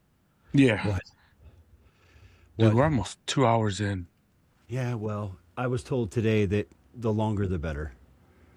So everybody wants them longer. Okay. So sorry about the little bathroom break, but Jacob and I have been holding it that pretty much entire. No, it's rolling. It's rolling. So, I mean, I'll just cut it out. So, Yeah. Quick question. Yes. Did I just get one of the 4 owners of Yes. Showcase Baseball Academy to do the live read? Bro, you know what he did? Save me. Dude, it's people are gonna like that. That dude, was. Just I'm wait just till the letting you know. sponsor. Just wait till the sponsor hears it. Icebreaker, I want to know bro. what that. Icebreaker, bro. I want to know what that text is gonna be like. Oh my god. Yeah. So, hey, yeah. I don't really know what to explain about what just happened because I think we broke. Just listen. I think we broke a lot of rules today, like a lot of stereotype. Not, I don't mean like legitimate rules, but No, I mean, like, yeah, I a know. lot of like baseball rules of like, my son plays for a team that is not his, and they just had a massive battle this last weekend, and it may not have been a battle to them, but it was a battle for us. You know what I mean? Mhm. And it's like nobody was expecting us to have him on. Yeah, you would because- think that he would be like, "No, I don't want to come on. We just played you guys." And you know what? I might get a lot of flack for that because people might cares? think I can't believe you. I don't give a shit. Okay, I knew that What was we gonna be do, you know, what I told you this earlier yesterday. What we do separates from what, you know, the team. It's not just that, dude. I'm not going to not have an opportunity to get to know somebody and to have a Exactly. conversation, and a conversation with somebody that is out. Okay, we've had 2 national hit dogs coaches on. 2. Mhm. Okay, we've had a DK national owner on and coach on. Now we've got one of the owners of SBA. I'm calling out Ken Golden right now, or I'm calling out Coach Rodriguez, like from Golden Prospects. Like, I want to have Golden Prospects on. I want to have who else? Like, who I else? would Like, I would like to do Casillas MVP hustle. yes, yes. And you know what? You know, will it make it happen? Yeah, yeah. So I just, yeah. And so apparently, yeah, I didn't get the text that I was hoping to get earlier back. So I don't know what's going on. But I'm going to go Maybe ahead I'll and make a video. Huh? Once you get a text, I'll make a video saying Once I who it get it. is. You said you No, didn't get the text. Yeah, so I don't know what happened, but it's yeah, I don't know what happened, but they were supposed to call and they never called back. But I wasn't sure if I wanted to go ahead and do this and say this, but I'm going to go ahead because then it just puts the pressure on, because they did tell us they were coming on. For all of you kids out there that listen to Coach Adrian, we want to let you know that Tuesday night at 7:30, right? Is that the time we agreed on? Yes. 7:30. We're going to make your dreams come true, and Travel Days Podcast is going to have on Pottown. The big move. I'll play some music right there. Yeah. So I was actually talking to him on the way home. They wanted to get permission to use one of our clips in one of their videos that they're going to drop. I said, sure. Okay. So was this a side conversation from the 3 of us we were having? Yes. Yes. Okay. This was Because I was thinking you said that. You said that, and I'm like, tonight on the way home, they asked for permission to use one of our clips in a video that they're going to drop. And I said, of course. So I have no idea if it's a good clip, a bad clip. I have a feeling it's going to have something to do with me calling Twitter asshats. If I'm, you know what I mean? Or, you know what I mean? I have a feeling it's going to be something along those lines. But he said, we wanted to know if we could get your permission to use one of your clips in a video we're going to drop. And I was like, yeah, of course. Like, whatever, you know what I mean? He's like, we're willing to buy the clip. I'm like, I don't need you to buy the clip. Like, put it out there. how much like, we talking? Everything's for sale. No, just you are for sale. So Yeah, whatever. Yeah, but no, I just knew that, I might get looked at as, I don't know. I don't know how anybody could look at that negatively, because we're showing that these relationships and this stuff is bigger than the game. You know what I mean? And Yep.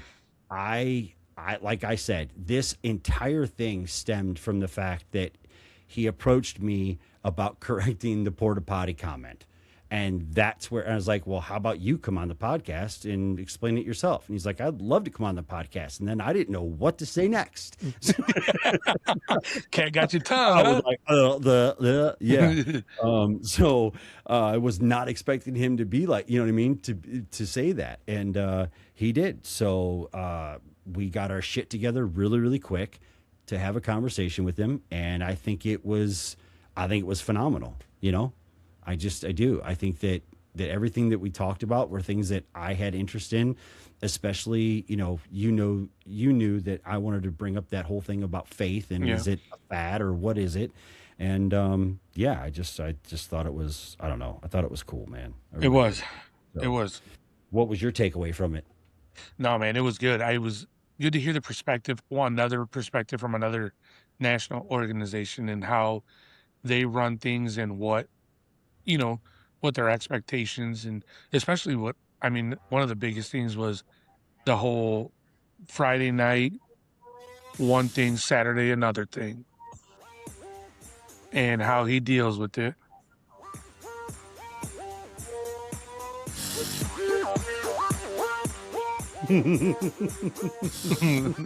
You know what it is.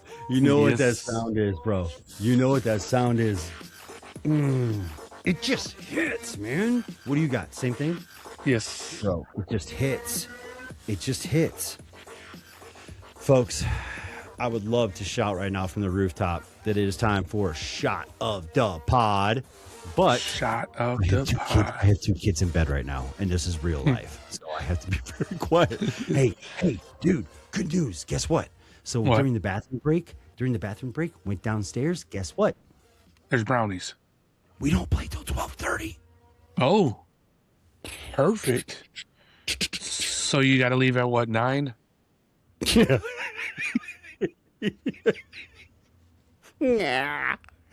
Yeah, I do. All right. Well, let's get this over so you can get to bed.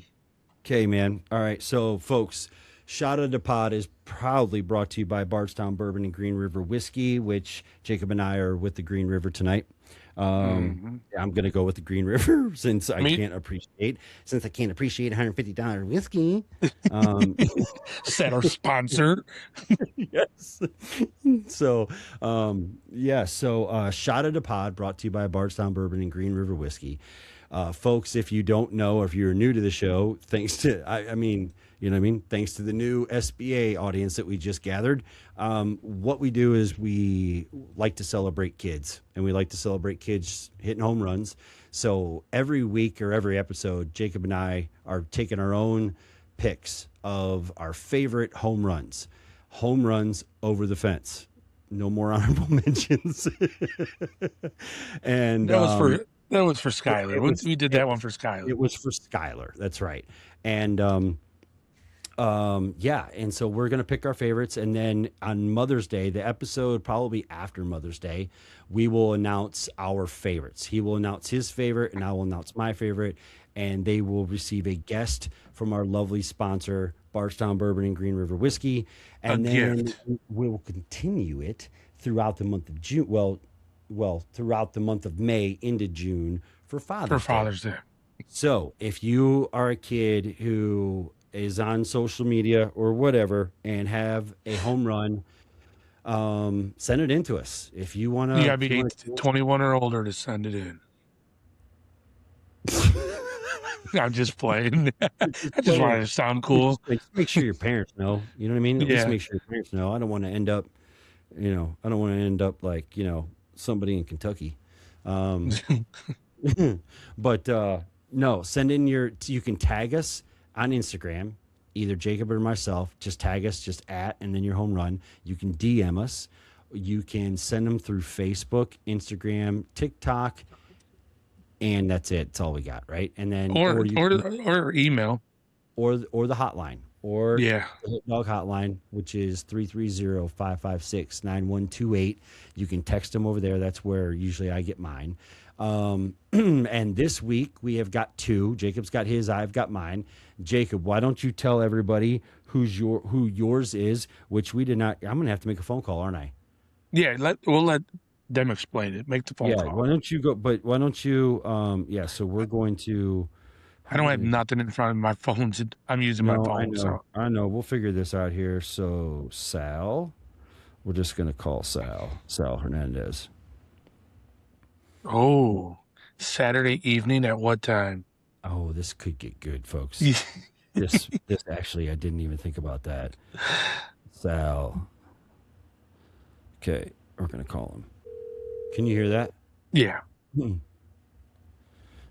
call Sal.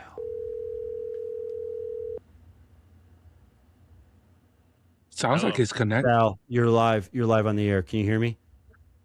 Yeah. Dude, all right. So, congratulations to Olivia.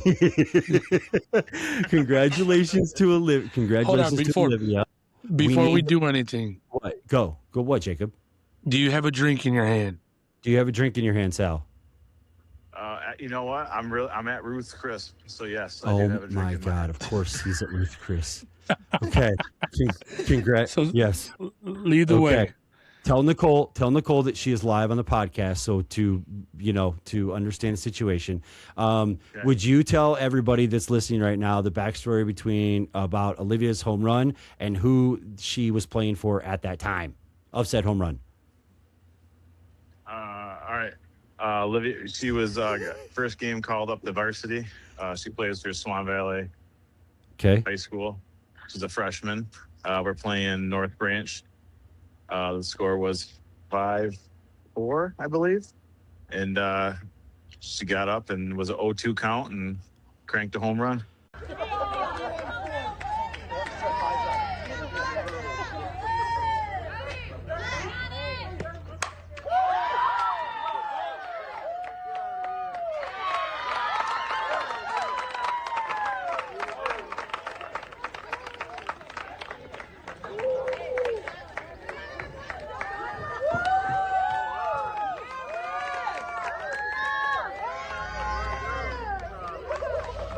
Nice.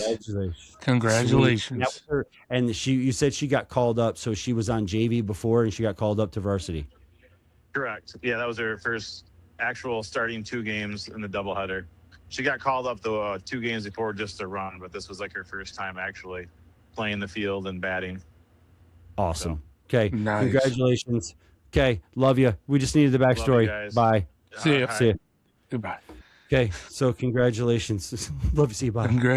Congratulations to Olivia. Yep. Congratulations. That was awesome. I am going to pull mine up. Okay. So this was today at the, what did I say? Breaking Stigmas tournament in Columbus, Ohio. Okay. The Breaking Stigmas tournament, 9U baseball. A lot of these kids, this is their first year of kid pitch. Some of them, it's their second or third year kid pitch, but we've got a big mixture of it. And this was, whoa, jeez. Okay, West Nicodemus.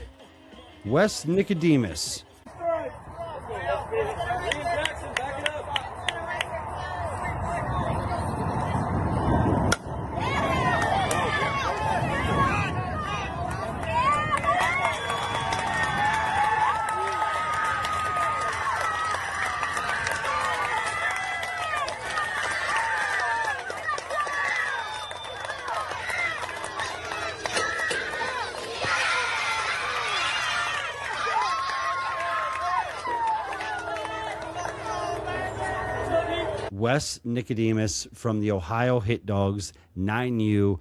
Today playing orange. Sometimes they're on blue. Sometimes they're on orange. Sometimes they're on blue. So congratulations. Hold on. So are you guys like roster picking up? Yeah, we're roster picking up between our roster. So I think Brandon. I think the vibe that I'm getting from Coach Brandon is that he might not move forward with this next year. That's the vibe I'm getting, because I will say this. Here's a really good example. Hold on. Hold on before you. Oh yeah. We have to toast. We got to toast. Let me bring you back in. Yeah. Congratulations to you guys. Yeah, West. Yep. And now we're gonna. And congratulations to Olivia and Sal. Congratulations, Olivia, Sal, Nicole, and Jimmy, the whole family. Okay. I didn't, just FYI, this has been sitting up here since the last. Oh, me too. I just had to peel it off of the table. Yeah, because mine too. It was stuck. So, all right, here's this. Okay. And dude, what do you have? I've got the Green River Weeded, which is my. That's what I have. Yeah, this is good. This is my favorite. Yeah, folks, this is the blue collar stuff. I'm gonna be real honest with you. Okay, this is the stuff we can all afford. All right, this is the stuff that we appreciate. There you go. So, hey, cheers, salute to West and Olivia. Congratulations. Salute. You're in the running.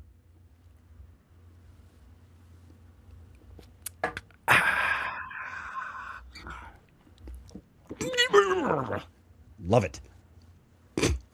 I do, actually, even though yeah, that was good. And I didn't have Colgate in my mouth before this time either, because I didn't have time. So, but all right, a little housekeeping real quick. Housekeeping. Little housekeeping. What do you know have? what you need?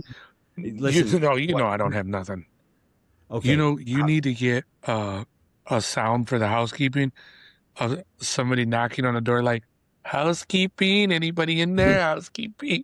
Okay, we will. That's exactly what we'll do. All right, we'll do it right now. Housekeeping?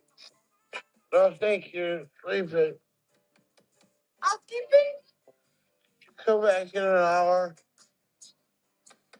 Housekeeping, you want towels? More towels. Need sleepy. And folks, the housekeeping segment is brought to you by.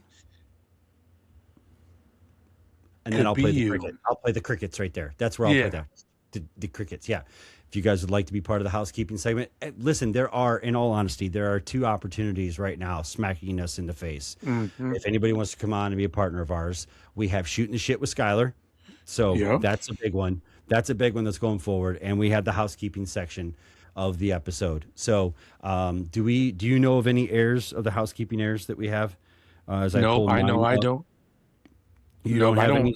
No, I don't. So what you're saying is we're pretty much perfect. Yeah. I know you have one or two. Yeah. Okay, so here's the what would be the second one? I didn't screw up twice, just once. Yeah. Okay. All right. So what I have here is the Breaking Stigmas tour that the Breaking Stigmas tour. Yeah, we're on tour. The Breaking Stigmas tournament that we're in this weekend. John Bradford is the director. Good people. It's well ran. The issue that we're having with the 9:15 p.m. start time for 8 and 9-year-olds, that is next weekend at the Capital Crushers tournament. I believe it is still at Berliner, if I'm not mistaken, but it's a Midwest Tournament Factory tournament. Okay.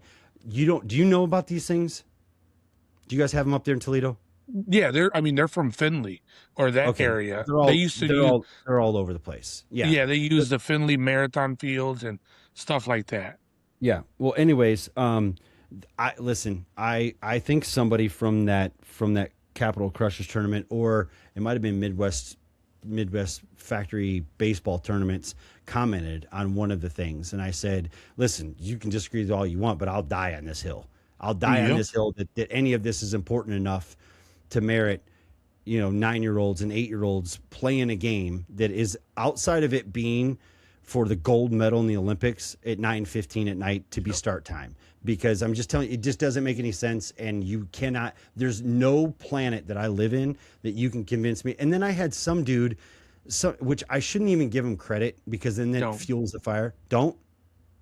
You saying don't? Yeah, just let it go. Don't roast him? Don't roast him? No. Okay, I won't roast him. Let it go. All right, I'll let it go.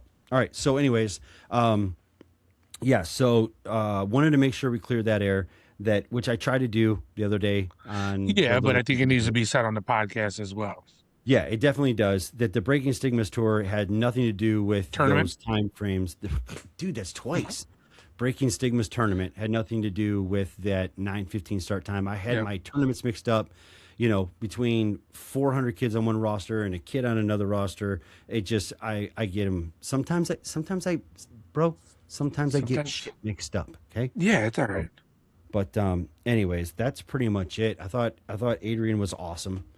That was a good conversation. I thought he got really comfortable really quick.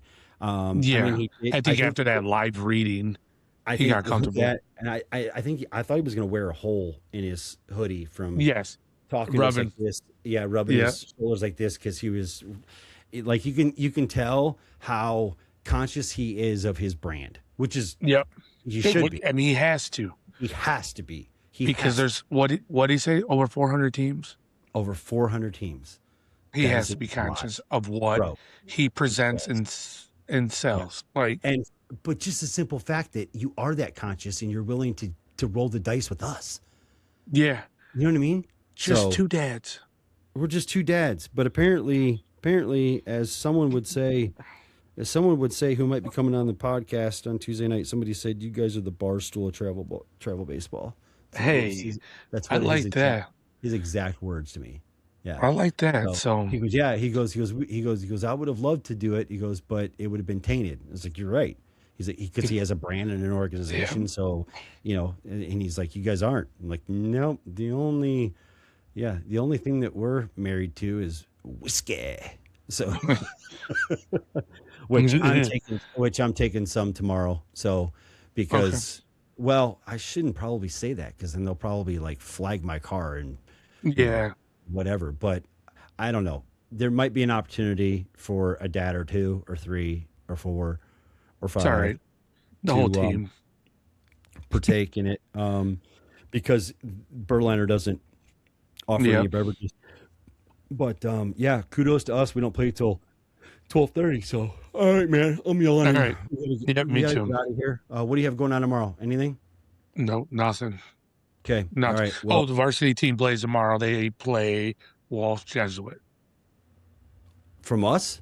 Yes. Okay. They had so it was a tournament, 4-team tournament. It was St. John's, Walsh, St. Xavier.